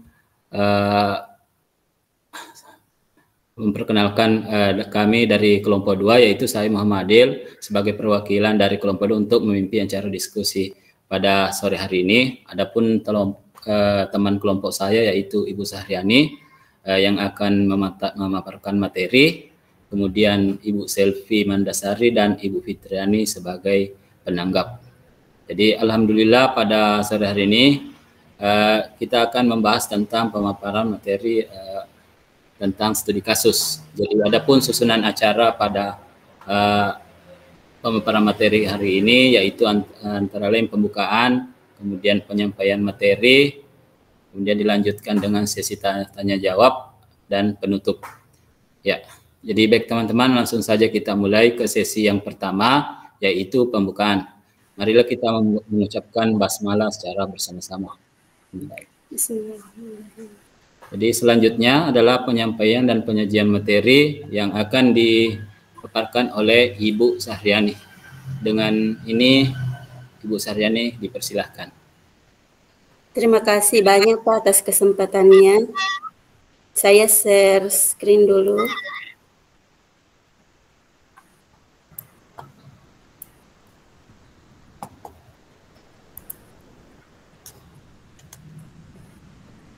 Bagaimana, apa sudah kelihatan? Belum, Bu. Sudah terlihat Bapak Ibu? Ya, sudah. Sudah, Bu. Baiklah, saya mulai saja. Assalamualaikum warahmatullahi wabarakatuh. Waalaikumsalam warahmatullahi wabarakatuh. Terima kasih atas kesempatan yang diberikan. Jadi saya dipercayakan untuk membawa materi hari ini, yaitu modul 1.4 yaitu disiplin positif. Jadi ini adalah teman kelompok saya. Ada Bapak Muhammad Adil, Ibu Selvi, dan Ibu Fitri. Iya. Jadi langsung saja pada kasus pertama yaitu kasus Bu Santi, Bu Eni, Vivi, dan Natali. Ya, dalam kasus di atas, langkah-langkah restitusi apa saja yang sudah dijalankan oleh Ibu Santi? Nah, yang pertama yaitu menstabilkan identitas, di mana Ibu Santi menanyakan apakah mereka bersedia melakukan atau memperbaiki permasalahan yang ada. Dan Vivi dan Natali sempat ragu-ragu dan membela diri, namun pada akhirnya mengatakan akan meminta maaf. Kemudian yang kedua, validasi tindakan. Ibu Santi menanggapi bahwa tindakan itu boleh saja dilakukan bila mereka bersungguh-sungguh ingin meminta maaf. Namun, Ibu Santi menanyakan kembali apa yang mereka bisa lakukan untuk menggantikan rasa tidak dihormati Ibu Santi. Baik Vivi maupun Natali mengakui bahwa perilaku mereka tidak sesuai dengan keyakinan kelas. Kemudian yang ketiga, menanyakan keyakinan. Apa yang akan kalian lakukan untuk memperbaiki masalah? Apa ada gagasan? Kami mengakui perilaku kami tidak sesuai dengan keyakinan kelas, Bu. Bagaimana kalau mengadakan sebuah diskusi kelompok dengan teman-teman sekelas dengan tema keyakinan kelas, terutama tentang sikap saling menghormati dan bagaimana penerapannya di kehidupan sehari-hari di sekolah. Kemudian pertanyaan kedua, menurut Anda, apakah restitusi yang diusulkan Vivi dan Natali sudah sesuai dengan pelanggaran yang telah dibuat? Apakah langkah-langkah restitusi yang telah diusulkan mereka? dari cerita tersebut sudah sesuai dengan kesalahan yang telah dibuat. Langkah-langkah restitusinya yaitu seperti tadi menstabilkan identitas, mengakui kesalahan, dan akan meminta maaf. Validasi tindakan, Vivi dan Natali mengakui bahwa perilaku mereka tidak sesuai dengan keyakinan kelas dan menanyakan keyakinan. Di sini mengadakan sebuah diskusi kelompok dengan teman-teman sekelasnya tentang penerapan keyakinan kelas, mengirimkan email pada Bu Eni dan memberitahu kepala sekolah bila di lain waktu ada guru yang tidak hadir maka akan mengusulkan Ibu Eni sebagai guru pengganti. Nah, dalam kasus di atas, posisi apakah yang telah diambil oleh Ibu Eni dalam menangani Vivi dan Natali? Posisi yang pertama yaitu pembuat merasa bersalah, yang mengatakan, ayo kerjakan tugasnya, nanti ibu ditegur bapak kepala sekolah. Kemudian posisi yang kedua yaitu sebagai teman, yaitu dengan berkata, tolong bantu ibu ya. Kemudian pertanyaan yang keempat, jika Anda adalah Pak Hasan, bagaimana Anda menyikapi langkah yang ditempuh Ibu Santi? Jadi memberikan dukungan dan mengucapkan terima kasih kepada Ibu Santi karena berupaya menciptakan situasi dan kondisi siswa yang mampu memperbaiki kesalahan yang telah mereka perbuat. Kemudian untuk kasus kedua, di sini kasusnya Pak Lukman yang menghukum Sabrina karena tidak memakai sepatu warna hitam. Ya, pertanyaan pertama, dalam kasus di atas, sikap posisi apakah yang diambil oleh Bapak Lukman? Jelaskan apakah indikatornya. Nah, posisi Pak Lukman sebagai penghukum, indikatornya di sini adalah seorang penghukum dapat menggunakan hukuman fisik dan verbal, di mana Pak Lukman tetap bersikeras pada peraturan yang berlaku dan mengatakan, ya sudah, kamu sudah melanggar peraturan sekolah, kamu salah, sudah terlambat, salah pula warna sepatunya, segera buka sepatumu, kalau tidak bisa mengenakan warna sesuai aturan dan memberikan hukuman. Kemudian, posisi Pak Lukman juga sebagai pemantau. Indikatornya bertindak sesuai aturan. Di sini Bapak Lukman memperhatikan sepatu Sabrina yang berwarna coklat. Pak Lukman menanyakan kepada Sabrina, apa peraturan sekolah tentang seragam warna sepatu? Kemudian, pertanyaan kedua, bila Bapak Lukman mengambil posisi seorang manajer, apa yang akan dikatakannya? Pertanyaan-pertanyaan seperti apakah yang akan diajukan ke Sabrina? Nah, jika Pak Lukman memposisikan dirinya sebagai manajer, beliau akan berkata, apakah kamu bersedia memperbaiki kesalahan yang telah kamu perbuat dan bagaimana cara memperbaikinya? Karena guru sebagai seorang manajer adalah posisi di mana guru berbuat sesuatu bersama murid, mempersilahkan murid mempertanggungjawabkan perilakunya, mendukung murid agar dapat menemukan solusi atas permasalahannya sendiri. Kira-kira bila Anda adalah kepala sekolah di sekolah tersebut, nilai kebajikan apa yang ingin dituju oleh peraturan harus berwarna hitam. Nah, di sini nilai kebajikannya adalah disiplin, bertanggung jawab, kesetaraan, dan kesederhanaan. Bagaimana Anda menyikapi langkah yang diambil Pak Lukman mengenai kasus tersebut? Nah, mencari tahu pokok permasalahan yang telah terjadi. Setelah itu, membimbing dan memberikan solusi untuk bertindak sebagai posisi manajer dalam menyelesaikan masalah dengan menggunakan metode restitusi. Kemudian kita pindah pada kasus yang ketiga yaitu Ibu Dani dan Fajar. Iya, pertanyaan pertamanya, posisi kontrol apa yang diambil oleh Ibu Dani dalam pendekatannya kepada Fajar.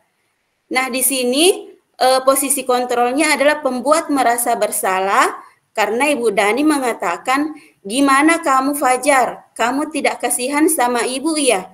Ibu sudah capek-capek mengajarkan kamu. Tidak kasihan sama ibu." Iya. Kemudian pertanyaan kedua, membaca sikap Fajar, kira-kira kebutuhan apa yang diperlukan oleh Fajar? Di sini adalah kebutuhan akan kebebasan. Ibu Dani sedang menjelaskan pelajaran bahasa Inggris di papan tulis dan Fajar malah tidur-tiduran dan tampak acuh tak acuh pada pelajarannya. Kemudian yang kedua yaitu kebutuhan akan kesenangan, di mana cara mengajar Ibu Dani mungkin tidak sesuai dengan kebutuhan Fajar, jadi tidak menyenangkan bagi Fajar. Pertanyaan selanjutnya, bila mana Ibu Dani mengambil posisi pemantau, apa yang akan dilakukan atau dikatakan olehnya? Pertanyaan-pertanyaan seperti apa yang akan diajukan? Nah, Fajar, bagaimana sikap kamu selama pelajaran bahasa Inggris? Lalu, benarkah tidur-tiduran dan acuh di kelas itu sesuai dengan kewajiban atau keyakinan kelas kita? Apa kamu tahu konsekuensinya jika kamu tidak mengikuti pelajaran bahasa Inggris dengan baik? Apa tidak takut kalau nanti tidak paham akan pelajaran bahasa Inggris? Kemudian pertanyaan selanjutnya, apabila Anda adalah kepala sekolah di sekolah Fajar dan mengetahui hal ini, bagaimana tindak lanjut Anda? Nah, langkah yang akan saya ambil apabila menjadi kepala sekolah yakni berdiskusi dengan Ibu Dani dan guru lain tentang masalah Fajar. Apakah terjadi begitu juga di mata pelajaran lain?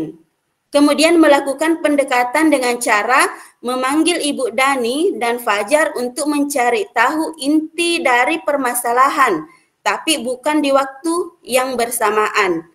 Setelah itu, saya akan bertindak sebagai manajer untuk menyelesaikan permasalahan antara Ibu Dani dan Fajar, tentunya dengan menggunakan tahapan-tahapan restitusi. Dan untuk Ibu Dani, memberikan motivasi agar dalam mengajar perlu inovasi dan mengidentifikasi kebutuhan siswa. Kita lanjut di kasus 4. Di sini kasusnya kasus Anto dan Dino yang sedang bermain bersama di lapangan basket. Iya. Pertanyaan yang pertama, posisi kontrol apa yang telah dipraktikkan oleh kepala sekolah Ibu Suti? Hal-hal apa saja yang dilakukannya sehingga Anda berkesimpulan demikian? Iya, jadi posisinya adalah posisi sebagai manajer. Seorang manajer tidak untuk mengatur perilaku siswanya, akan tetapi membimbing siswanya agar dapat mengatur dirinya dan mempertanggungjawabkan perilakunya. Hal ini Ibu Suti lakukan mulai dari meredam kemarahan Dino dan Anto dengan mengajaknya berdiskusi dan mencari solusi. Ibu kepala sekolah menganalisis kebutuhan Anto dan Dino sampai Dino mengakui kesalahannya dan bersedia memperbaiki baju Anto. Pertanyaan selanjutnya, dalam kasus tersebut bagaimana Dino dikuatkan? Dan bagaimana Anto dikuatkan oleh Ibu Suti? Yang pertama, Dino dikuatkan dengan restitusi. Yang pertama, menstabilkan identitas. Ibu Suti mengatakan membuat kesalahan adalah hal yang manusiawi. Kemudian validasi tindakan, Dino memikirkan cara lain. Iya. Kemudian menanyakan keyakinan. Ibu Suti menanyakan keyakinan sekolah yang sudah disepakati dan apakah Dino bersedia memperbaiki kesalahannya. Sedangkan Anto dikuatkan dengan memenuhi kebutuhannya, di mana Ibu Suti bertanya kepada Anto hal apa yang bisa dilakukan Dino untuk memperbaiki kesalahannya. Pertanyaan selanjutnya, kira-kira nilai-nilai kebajikan atau keyakinan sekolah apa yang dituju dalam kasus tersebut? Yang pertama yaitu bertanggung jawab, saling menghargai, peduli, mandiri, dan saling menghormati. Terima kasih. Jadi inilah hasil kerja kelompok kami kemarin. Jadi saya kembalikan ke Bapak Moderator. Terima kasih. Ya, terima kasih Ibu Sahrani atas pemaparan materinya. Jadi itulah tadi pemaparan materi dari kelompok 2, kelompok kami yang dibawakan oleh Ibu Sahriani. Selanjutnya kita akan ke acara selanjutnya, yaitu sesi tanya jawab. Jadi untuk kesempatan sesi tanya jawab ini, sebelumnya saya ingin memberikan 2 kesempatan bertanya saja dulu. Kalau ada waktu kita tambah 1 lagi. Jadi untuk kelompok 1 dan 3 bisa bisa mengajukan pertanyaan kepada kelompok kami. Ya, untuk kesempatan pertama saya persilahkan Ibu Armidah.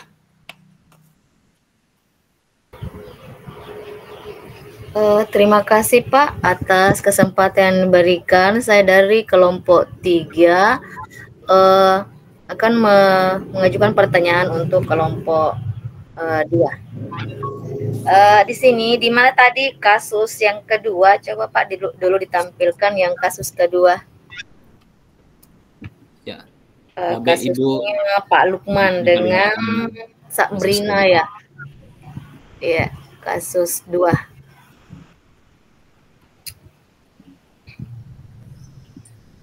Ini ya. Iya Bu, terima kasih.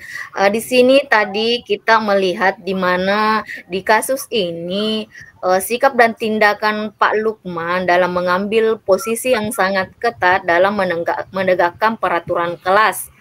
Di mana di sini dia mengharuskan Sabrina untuk memakai sepatu hitam, tetapi Sabrina lupa karena buru-buru. Jadi sebagai di sini sebagai kepala sekolah, seandainya kita menjadi kepala sekolah di sekolahnya Pak Lukman. Nah, kira-kira kita ini sebagai kepala sekolah, bagaimana kita menyikapi dari sikap Pak Lukman ini yang sangat ketat terhadap peraturan di sekolah? Nah, bagaimana Anda menyikapinya jika Anda sebagai kepala sekolah? Mungkin seperti itu pertanyaannya. Terima kasih.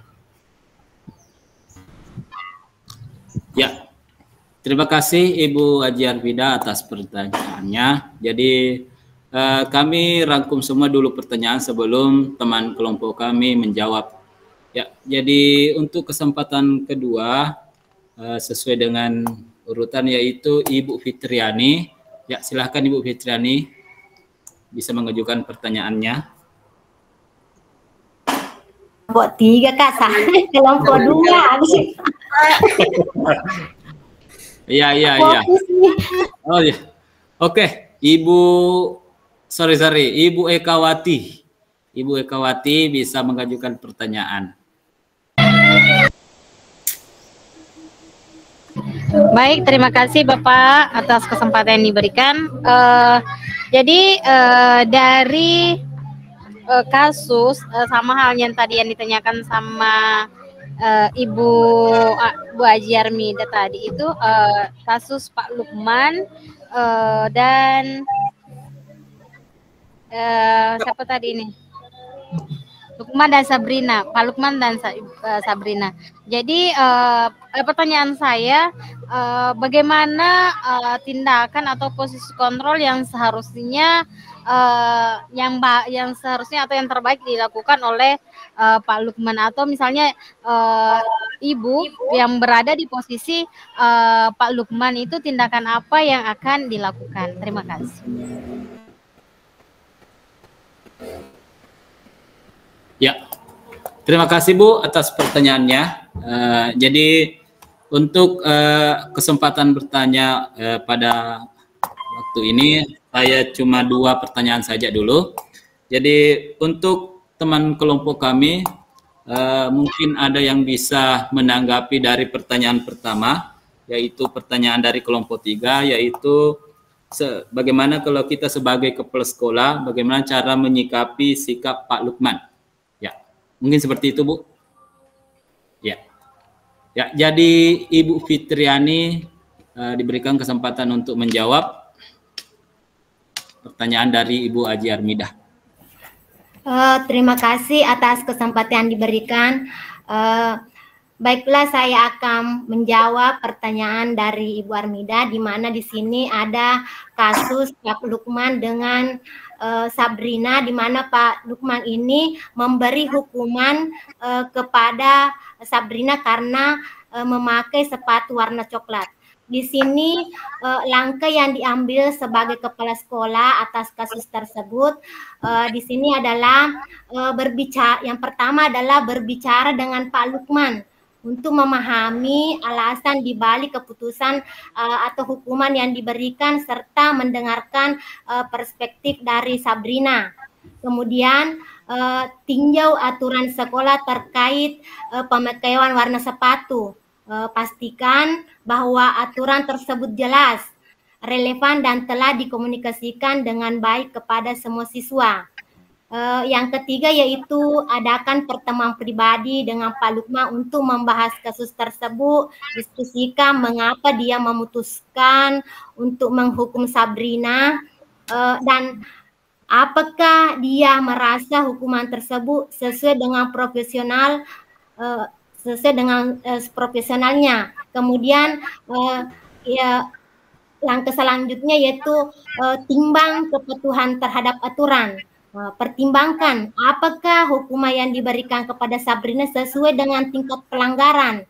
Pastikan bahwa hukuman tidak berlebihan dan sesuai dengan kebijakan sekolah.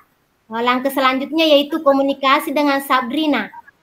Temui Sabrina, tanyakan bagaimana dia merasa tentang hukuman dan aturan tersebut, serta berikan kesempatan bagi dia untuk menjelaskan sudut pandangnya. Saya kira itulah, Bu, jawaban dari kami. Terima kasih.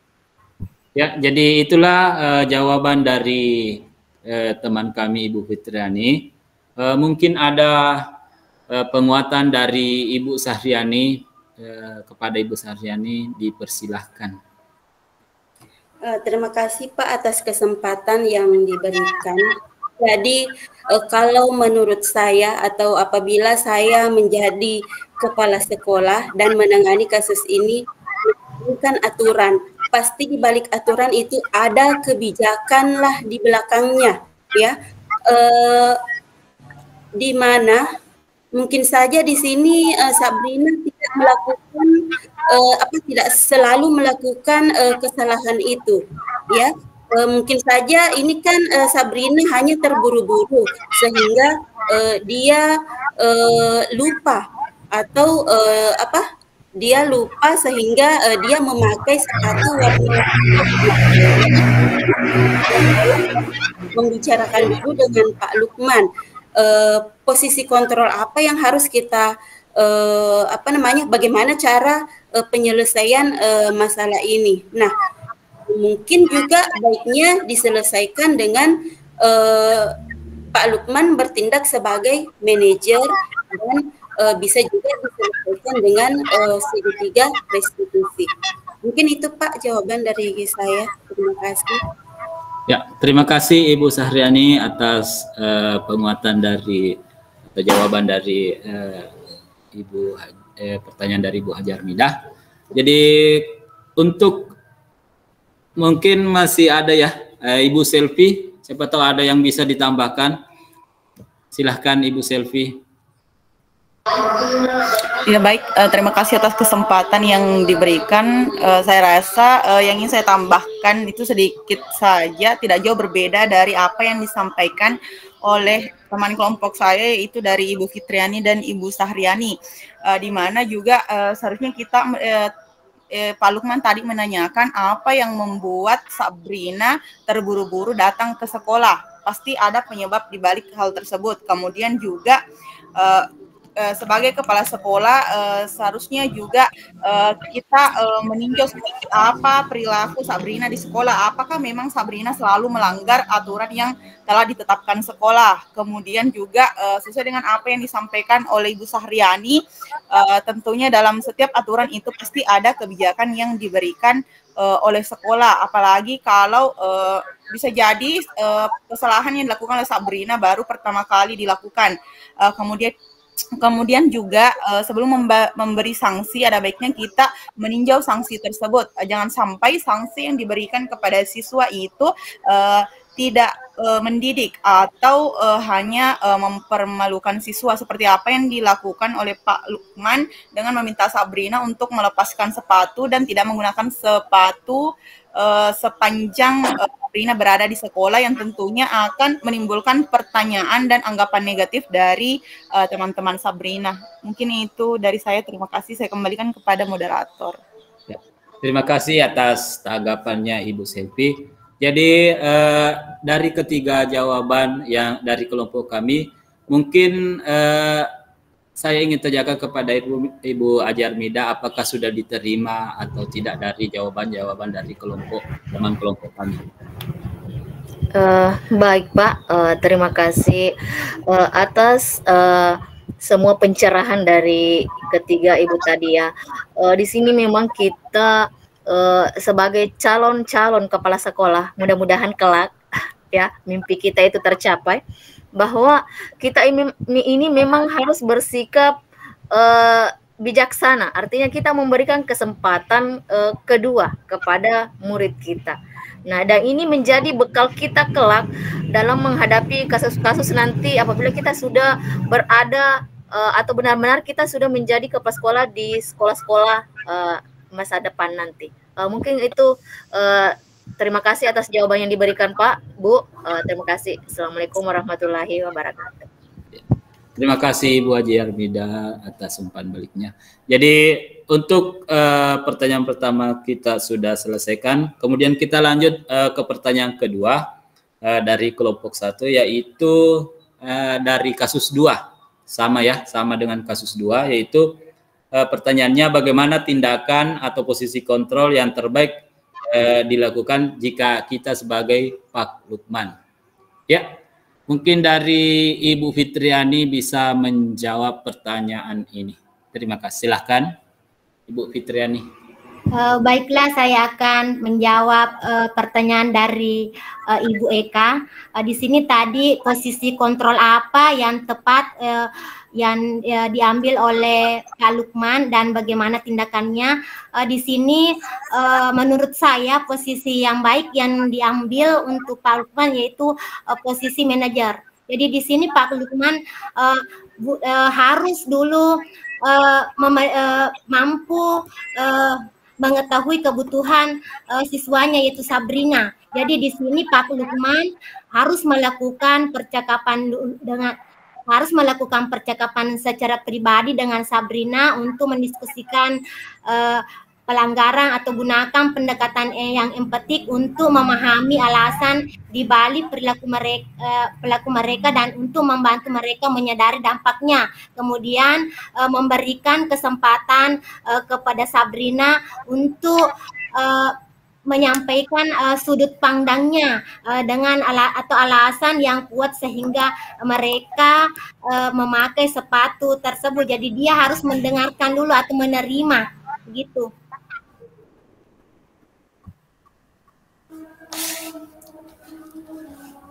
Ya, terima kasih Ibu Fitri atas jawaban dari pertanyaan kelompok 1. Jadi mungkin teman dari yang lain ada yang bisa menambahkan dari pertanyaan ini?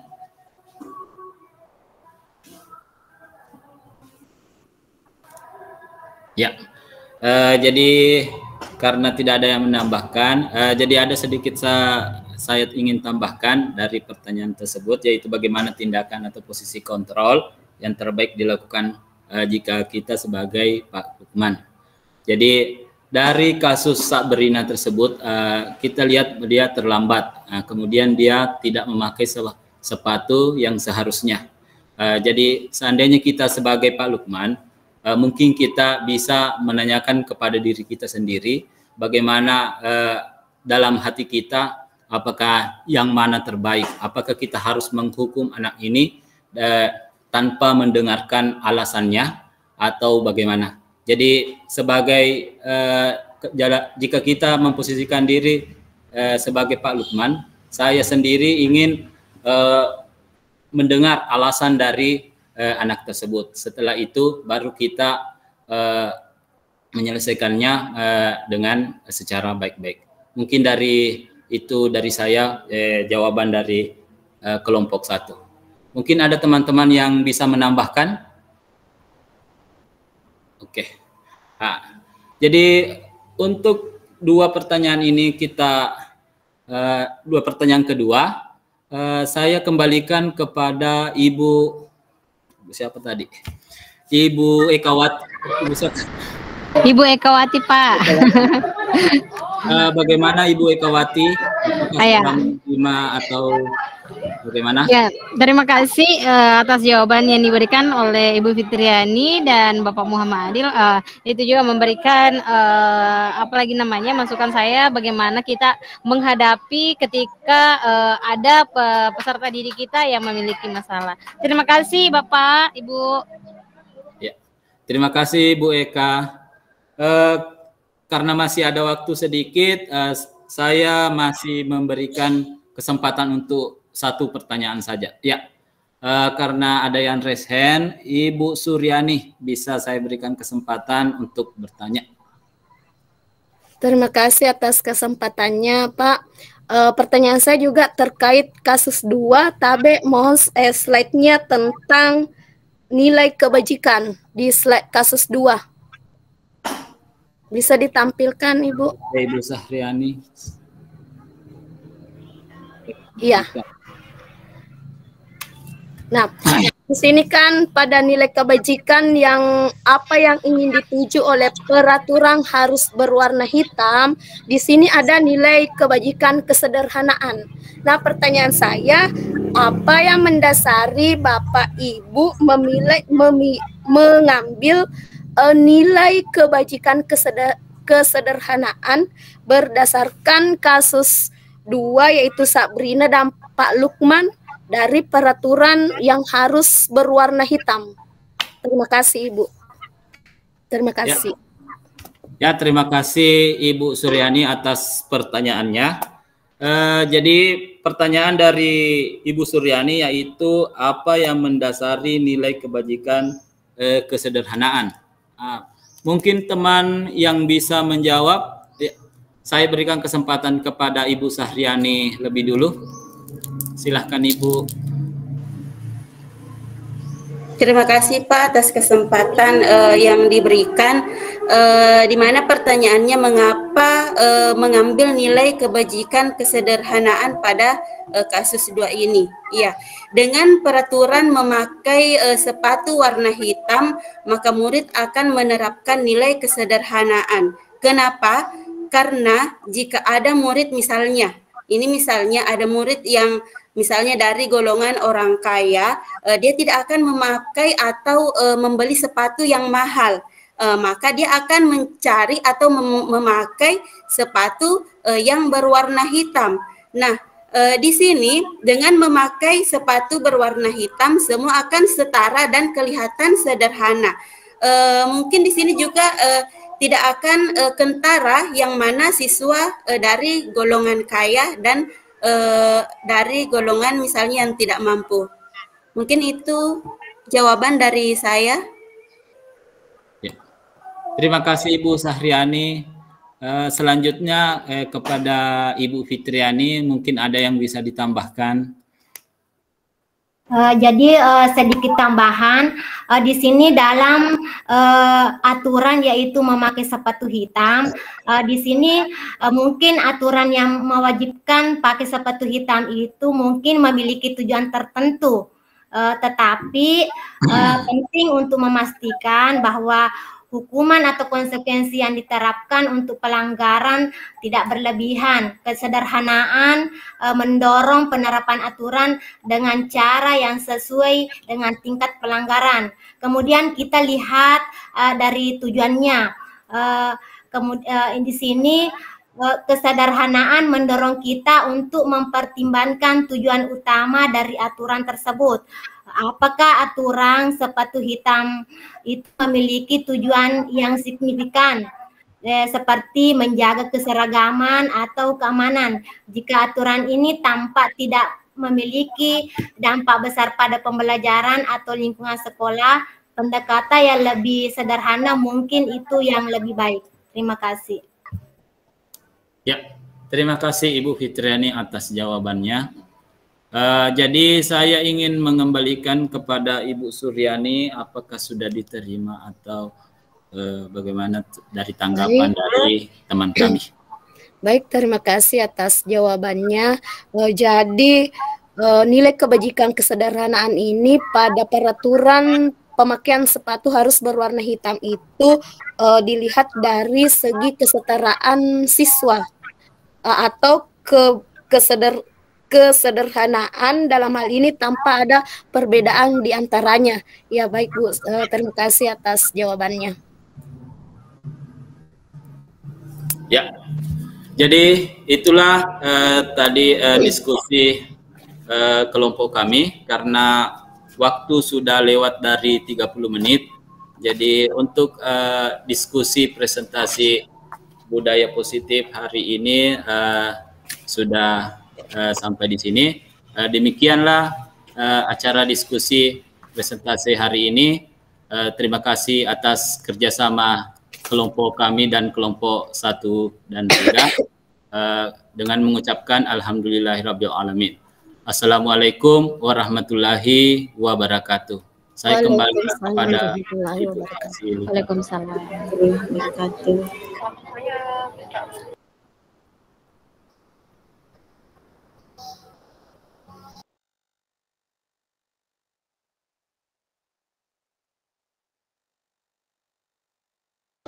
Oke, baik, terima kasih banyak Bapak Adil, terima kasih banyak kelompok 2 sudah memaparkan materinya. Ini juga luar biasa, patut kita apresiasi. Mungkin masih bisa kita beri apresiasi dengan beri tepuk tangan ya Ibu Bapak, dengan menekan tombol tepuk tangan. Ya, terima kasih Bapak Adil sudah memandu juga kegiatannya, dan teman-teman juga sudah aktif ya semuanya, dan semua mendapat bagian dalam memberikan komentar. Hanya saja ada beberapa penguatan ya teman-teman terkait dengan diskusi kita hari ini. Saya tadi melihat pisau analisis yang teman-teman sampaikan, walaupun tadi saya menutup kamera karena ada beberapa gangguan, sehingga saya harus menutup kamera, tetapi tidak membuat saya tidak mendengar atau menyimak proses yang terjadi. Jadi ada beberapa penguatan yang sempat saya catat untuk pisau analisis kita terhadap kasus-kasus 4 kasus yang diberikan. Mungkin nanti pada saat teman-teman melakukan proses revisi berdasarkan umpan balik yang dilakukan oleh teman-teman CGP, juga mungkin bisa menambahkan lagi beberapa poin-poin penting dalam pertanyaan. Misalnya ya, contoh ini ya, ada satu contoh tadi, kasus 2 yang kasusnya Pak Lukman. Tadi di situ ditekankan bahwa apa sebenarnya yang harus dilakukan. Jadi yang dilakukan di sini, yang dimaksud di sini mungkin kalau kita menggarisbawahi pertanyaan itu, maksud atau petunjuk dari pertanyaan itu, bahwa yang dimaksud di sini adalah keinginan apa yang harus dilakukan. Berarti apa yang harus dilakukan di sini, teman-teman harus menggambarkan seperti apa yang harus dia lakukan. Misalnya ketika teman-teman memilih posisi manajer, maka ditunjukkan, mungkin perlu ditunjukkan posisi manajer seperti apa yang harus dilakukan. Misalnya dengan melakukan segitiga restitusi dalam penyelesaian masalahnya. Kita ketahui bersama bahwa untuk segitiga restitusi kan ada beberapa langkah tuh ya. Ada 3 langkah dalam penerapan segitiga restitusi. Misalnya dengan menstabilkan identitas terlebih dahulu. Mungkin teman-teman bisa menambahkan kalimat kutipan dari Pak Lukman misalnya, seperti apa dia yang harus menstabilkan identitasnya agar bisa menenangkan. Jadi menstabilkan identitas ini adalah upaya untuk menenangkan emosi sebenarnya, emosi peserta didik kita. Jadi kita memasuki dunia mereka. Ya, ibaratnya seperti itu. Jadi anggaplah contoh ya, ini contoh misalnya. Jadi ketika Pak Lukman mengambil pendekatan yang lebih empati dengan posisi seorang manajer, maka mungkin kita bisa contohkan kalimat seperti apa itu dalam menstabilkan identitasnya misalnya. Anggaplah ini contohnya, Sabrina, apa yang membuatmu terburu-buru dan membuatmu salah memilih sepatu hari ini? Misalnya seperti itu, ini contoh ya. Dan saya lihat tadi teman-teman juga sebenarnya sudah sangat baik sekali visualisisnya. Dan saya berharap nanti dalam proses revisi saya akan sangat sempurna dan sangat baik lagi, karena ada proses umpan balik tadi yang diberikan oleh rekan-rekan CGP yang lain. Nah, terus yang kedua, ketika menggunakan segitiga restitusi, maka teman-teman akan melalui langkah yang kedua lagi. Jadi setelah tadi menstabilkan identitas, kemudian memvalidasi tindakan yang salah. Nah, mungkin ditunjukkan, mungkin Sabrina punya alasan khusus kenapa Sabrina melakukan itu. Jadi sebenarnya agar mereka tidak merasa agar kita tidak membuat mereka terkungkung atau meninggalkan jejak-jejak trauma seperti yang teman-teman katakan di sesi 1 kemarin, maka posisi manajer yang teman-teman sudah sampaikan tadi sudah bagus sekali tadi jawabannya semua, bahwa seharusnya menggunakan posisi manajer. Hanya saja mungkin perlu dilengkapi lagi kalimat-kalimat kutipan untuk menguatkan itu, menguatkan yang mana teman-teman maksudkan dalam posisi manajer. Lalu kemudian ketika ada kasus yang teman-teman CGP dapatkan yang membutuhkan jawaban posisi kontrol apa yang digunakan, maka dibuktikan pula dengan kutipan atau bentuk-bentuk pernyataan. Tapi saya juga lihat tadi sudah ada beberapa yang sudah menunjukkan itu. Jadi kita berharap nanti semua kelompok bisa bisa dari proses tadi ya, dari proses diskusi kita bisa mendapatkan umpan balik yang sama, lalu kemudian melakukan revisi atau perbaikan berdasarkan penguatan ataupun juga berdasarkan hasil diskusi dari CGP lainnya. Lalu yang ketiga tadi kan juga yang masih terkait dengan masih terkait dengan segitiga restitusi, yang terakhir adalah menanyakan keyakinan. Itu juga tadi ada beberapa kelompok juga sudah menunjukkan itu, bagaimana ketika melakukan proses restitusi, ketika kita mengharapkan dalam kasus itu mereka menerapkan posisi manajer. Jadi keyakinan apa yang dilakukan, kita tanyakan keyakinan apa yang mereka telah sepakati bersama. Anggaplah misalnya kesepakatan kelas. Nah, apakah dengan proses itu mereka melanggar keyakinan itu? Jadi secara tidak langsung mereka menyadari kesalahannya, karena mereka menganggap bahwa ternyata mereka telah melanggar keyakinan yang telah mereka buat sendiri. Jadi dari proses restitusi itu, dari proses restitusi yang yang dilakukan atau yang Ibu Bapak tawarkan dalam kasus itu, maka bisa menyempurnakan dan bisa menjadi referensi ketika nanti ada orang yang membacanya. Ya, ketika Ibu Bapak mengupload di LMS, itu sebenarnya sudah menjadi bisa dibaca umum misalnya, ya, bisa menjadi referensi. Dan ketika karyanya betul-betul berkesesuaian, dan memang sudah berkesesuaian, tapi saya yakin teman-teman pasti mengharapkan yang lebih lagi, sehingga betul-betul nanti bisa menjadi rujukan bagi teman-teman CGP lainnya atau mungkin di angkatan-angkatan berikutnya. Nah, itu sedikit penguatan dari saya, semoga menjadi penguat dari hasil kerja atau hasil diskusi teman-teman sekalian.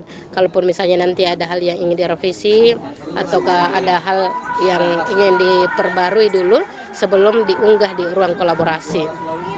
Jadi intinya kalau tugas ruang kolaborasi ini sifatnya dia kelompok, jadi bukan individu. Jadi dalam satu kelompok itu sama sebenarnya. Jadi kita tidak menilai per individunya, tapi menilai per kelompoknya, namanya kolaborasi. Berbeda dengan alur lain, misalnya mulai diri, lalu kemudian mulai dari eksplorasi konsep, itu berdasarkan keaktifan teman-teman, itu juga penilaiannya berdasarkan keaktifannya di LMS, bagaimana selalu memberikan umpan balik, itu juga menjadi penilaian kehadiran. Lalu kemudian di alur demonstrasi kontekstual, koneksi antar materi sampai aksi nyata itu adalah individu. Pengecualian untuk unggah ruang kolaborasi itu adalah sifatnya kelompok. Jadi satu yang mendapat nilai misalnya anggaplah nilai 100 berdasarkan rubrik penilaian itu, maka yang lain pun mendapatkan hal yang sama karena sifatnya kolaborasi. Teman-teman juga kemarin di sesi 1 sudah melihat rubriknya, sudah saya perlihatkan bahwa ada satu rubrik di situ kalau apakah semua kelompok aktif dalam proses itu. Nah, kalau ada 1, 2 tidak yang aktif, artinya itu akan sangat mempengaruhi kelompok itu. Tapi saya melihat tadi alhamdulillah rubrik ini sudah dipenuhi dengan baik oleh teman-teman CGP, baik itu kelompok 1, kelompok 2 maupun kelompok 3. Sekali lagi aplaus untuk kita semua, Ibu Bapak sekalian. Waktu sekarang menunjukkan pukul 18.03, kita masih ada waktu ya untuk refleksi. Kita masih ada waktu untuk refleksi 10 menit. Kita akan berakhir nanti pada pukul 18.15. Ini waktu sudah 18.03. Baik, saya beri kesempatan untuk teman-teman sekalian untuk melakukan refleksi. Mungkin sekitar 3 orang ya melakukan refleksi secara lisan. Selebihnya boleh ditulis di kolom chat supaya nanti saya baca. Saya berharap teman-teman semua melakukan refleksi. Nah, refleksinya bebas. Nah, untuk kali ini, untuk sesi 2 ini, saya berikan kesempatan teman-teman melakukan refleksi. Merenungkan. Jadi refleksi itu sebenarnya bagian dari menawa-nawa, orang Bugis bilang. Menawa-nawa. Kita merenungkan proses apa yang telah kita lakukan. Mulai prosesnya kita berdiskusi dengan teman kemarin. Misalnya ada penambahan waktu kan kemarin ya. Setelah ternyata kasus kita tidak tuntas kemarin didiskusikan di Rukol sesi 1, lalu kemudian kita lanjutkan di tempat lain, misalnya kita adakan diskusi, kita adakan pertemuan lagi di tempat lain melalui WA group atau online. Nah, silakan teman-teman mungkin ceritakan hal-hal yang menarik terkait itu. Nawa-nawaiki, dan itu menjadi sebuah pelajaran dan menjadi mungkin pengalaman berharga. Nah, ini bebas ya, refleksinya, model refleksinya bebas. Silakan tekan raise hand untuk 3 orang. Ada Bu Haji Armida, masih adakah tambahan lagi selain Bu Haji Armida? Mungkin 3 orang ya. Selebihnya teman-teman boleh di kolom chat. Ya, baik. Silakan Bu Armida melakukan refleksi. Terima kasih Bu atas refleksi saya pada ini bahwa hal yang menarik dalam kegiatan 2 hari Rukul ini, kita mengetahui bahwa dalam tadi ada 4 kasus. Jadi ini sebagai modal utama kita nantinya ke depan apabila kita nantinya mendapat tugas tambahan sebagai kepala sekolah, dan ini menjadi modal utama kita nanti apabila menghadapi kasus-kasus seperti yang telah tadi kita hadapi 4 ini. Nanti kita ini menjadi modal utama kita bagaimana menghadapi kasus itu dan menyelesaikan kasus itu dengan menggunakan tadi seperti posisi kontrol sebagai manajer dan menggunakan model restitusi. Dan kemudian hal yang paling ingin saya ketahui dalam kegiatan ini bahwa kita ini sebagai calon guru penggerak ini kita ini ada modal utama kita bahwa dalam berkolaborasi ini itu menjadi ajang bagi kita untuk mengeluarkan pendapat kita dan kita mendapatkan ilmu-ilmu baru dari CGP yang hebat dan fasilitator yang baik, mendapat ilmu yang bagus sehingga itu menjadi modal utama bagi kita. Nah, di sini juga kita dalam menerapkan budaya-budaya positif di sekolah ini kita nantinya menjadi ada modal kita nantinya ke depan sebagai calon guru juga sehingga kita bisa nantinya bisa menyalurkan ini kepada rekan-rekan kita di sekolah. Mungkin seperti itu Bu refleksi saya. Terima kasih. Assalamualaikum warahmatullahi wabarakatuh. Waalaikumsalam warahmatullahi wabarakatuh. Luar biasa sekali refleksinya Bu Armida. Saya tertarik tadi dengan pernyataannya Bu Armida yang mengatakan bahwa ini menjadi bekal kita ketika kita nanti menjadi seorang kepala sekolah atau pengawas sekolah. Dan memang sebenarnya calon guru penggerak ini itu dipersiapkan ya Bapak. Apalagi sekarang alhamdulillah kebijakan Merdeka Belajar ini kita harapkan untuk terus berkesinambungan, dan saya yakin akan terus berkesinambungan karena memang memberikan dampak yang luar biasa dalam transformasi pendidikan kita. Nah, tadi dikatakan ini menjadi bekal kita karena dari proses ini di budaya positif ini ya, khususnya di modul ini itu akan menjadi bekal ketika misalnya kita mendapati kasus-kasus demikian atau kasus-kasus lain di sekolah kita, maka kita bisa mengetahui seperti apa kita memposisikan diri kita, seperti apa kita melakukan kontrol emosi kita atau mengontrol posisi kita. Karena terkadang terjadi miskonsepsi, kita selalu mengatakan bahwa posisi kontrol itu ketika ingin mengontrol orang lain atau ingin mengontrol murid kita, itu menjadi hak kita. Itu miskonsepsi. Nah, dari proses budaya positif di modul 14 ini memberikan penguatan kepada kita bahwa ternyata yang selama ini mungkin yang kita lakukan adalah sesuatu yang salah dan akan kita perbaiki untuk kedepannya. Terima kasih Bu Haji Armida sudah mengelaborasi melalui refleksi. Selanjutnya ada Ibu siapa ini? Maaf, ini saya pakai HP Ibu Bapak jadi saya terlihat sekali yang raise hand. Ya, Ibu Sahriani. Ibu Sahriani, lalu selanjutnya Bu Asira. Terima kasih atas kesempatan. Jadi saya akan merefleksikan kegiatan pembelajaran kita selama 2 hari ini. Jadi dengan kasus tersebut saya bisa belajar bagaimana cara saya menyelesaikan suatu masalah. Nah, untuk kedepannya saya akan menerapkan di sekolah saya bagaimana cara menyelesaikan masalah di mana kita sebagai manajer, kemudian kita menerapkan restitusi kepada siswa kita.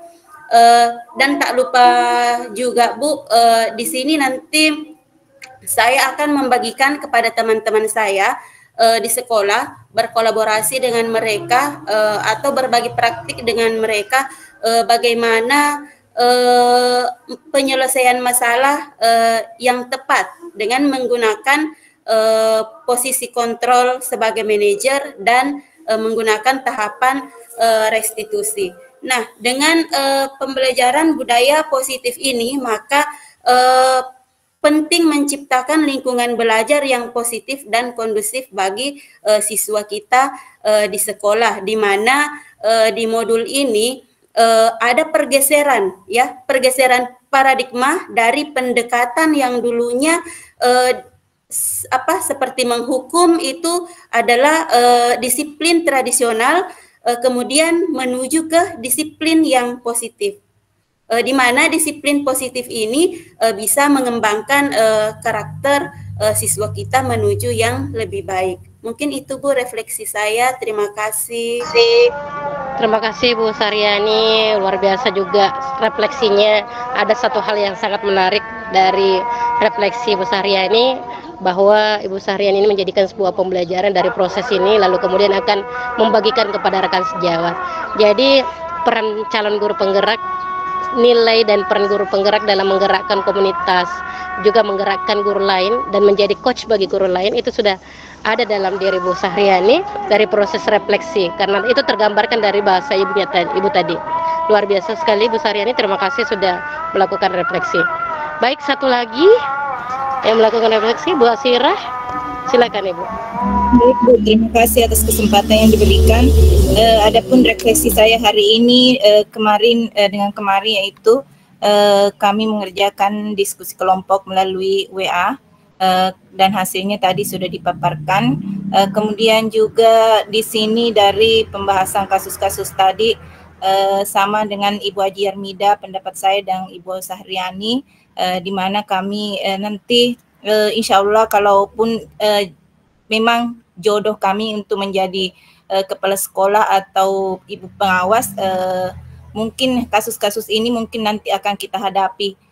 Kemudian lagi di sini dari pembelajaran disiplin positif ini begitu banyak yang saya dapat Bu tentang posisi kontrol, segitiga restitusi dalam menyelesaikan masalah.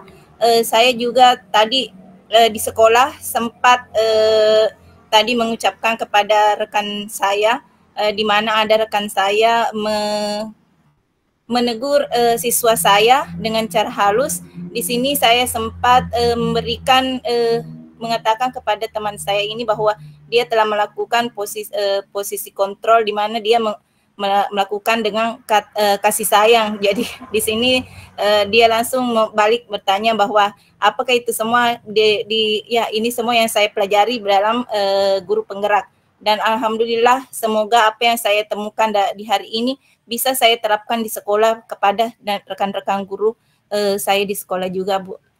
Terima kasih, Bu, itu saja. Oke, baik. Terima kasih banyak Bu Hasira, luar biasa refleksinya Ibu Hasira. Kita aminkan bersama Ibu Bapak, dan semoga juga harapan Bu Hasira ini juga menjadi harapan kita ya. Dan ini semoga ini betul sudah maghrib, sudah mau azan. Terima kasih untuk Bu Hasira, terima kasih untuk teman-teman yang lain yang sudah melakukan refleksi.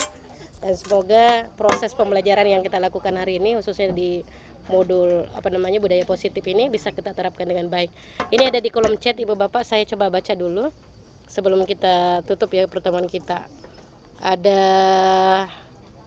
wah ini banyak yang berefleksi. Ada Bu Eka, refleksi saya pembelajaran saya dapatkan dari pembahasan kasus yang telah dibahas tadi, memberikan pembelajaran bagaimana kita menyikapi permasalahan. Nah ini penekanannya adalah menyikapi permasalahan. Lalu kemudian Pak Adil, penekanannya adalah bagaimana kita memposisikan diri dari kasus-kasus tersebut dan menghadapinya dengan bijak. Lalu ada Bu Selvi, penekanannya bahwa ternyata dengan disiplin positif ini kita bisa mengetahui penerapan segitiga restitusi dan bagaimana kita memposisikan diri di situ. Dan lalu kemudian kita melakukan kolaborasi di sekolah, khususnya dalam penerapan disiplin positif. Dan Ibu Fitriani yang mengatakan bahwa yang paling menarik adalah adanya kolaborasi yang terjalin dari kerjasama kelompok, lalu kemudian saling memberi penguatan dan menempatkan posisi kita dalam berbagi ilmu, sehingga nanti kita ketika terjadi kasus di sekolah dapat kita lakukan berdasarkan posisi-posisi kontrol yang tepat.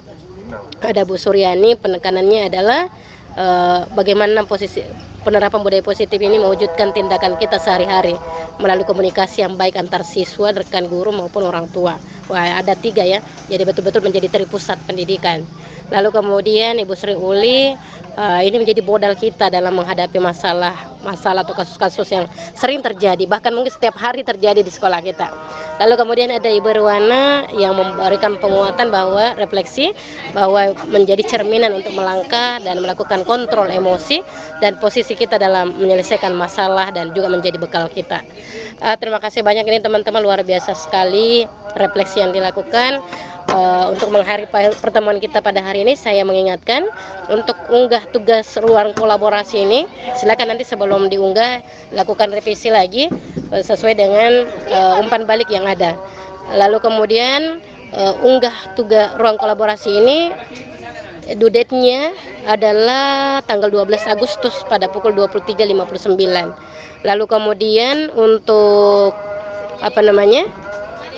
selanjutnya besok ya Ibu Bapak sudah masuk alur demonstrasi kontekstual, yaitu tanggal 8 Agustus.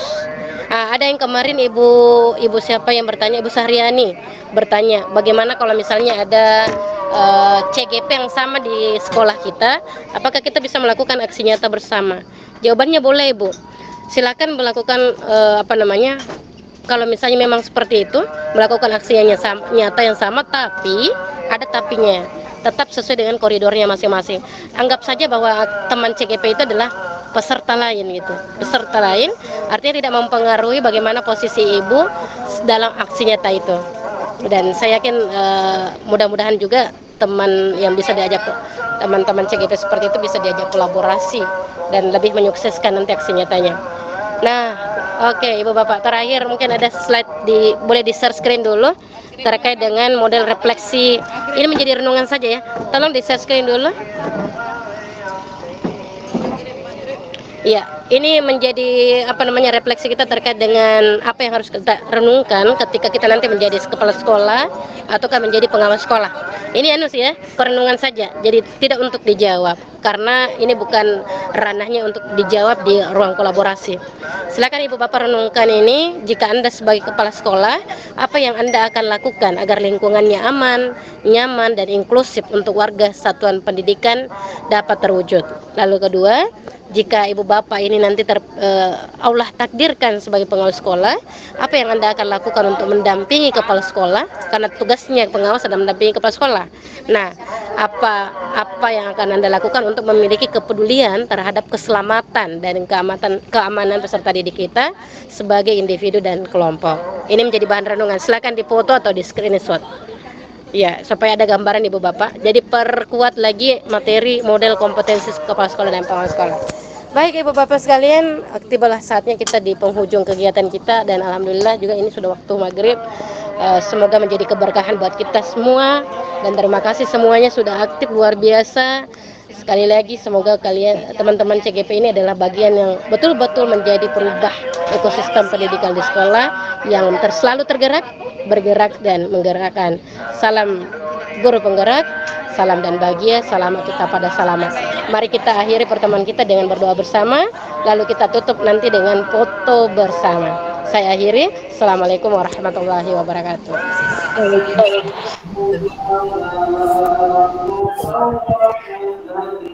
Silakan doa dipimpin oleh Bapak Adil. Terima kasih Bu. Sebelum kita menutup kegiatan rukol ini, marilah kita bersama-sama berdoa untuk mengucapkan syukur atas kegiatan kita yang telah dilaksanakan pada hari ini. Allahumma ya Allah ya Tuhan kami, dengan mengucapkan puji syukur kehadirat Allah atas segala karunia-Mu yang telah Engkau limpahkan kepada kami. Pada hari ini penuh keakraban dan bahagia, kami hadir di sini, kiranya Engkau memberikan barokah dan ridho-Mu dalam rukol ini. Ya Allah, dengan berakhirnya rukol ini, kiranya ya Allah Engkau dapat melimpahkan pengetahuan, kekuatan kepada kami semua dan Engkau tumbuhkan rasa persaudaraan, persatuan yang kokoh di antara kami, terjalin dengan baik dan utuh. Rabbana atina fid dunya hasanah wa fil akhirati hasanah wa qina azabannar. Subhana rabbika amma yasifun wa salamun alal mursalin walhamdulillahi rabbil alamin. Al-Fatihah.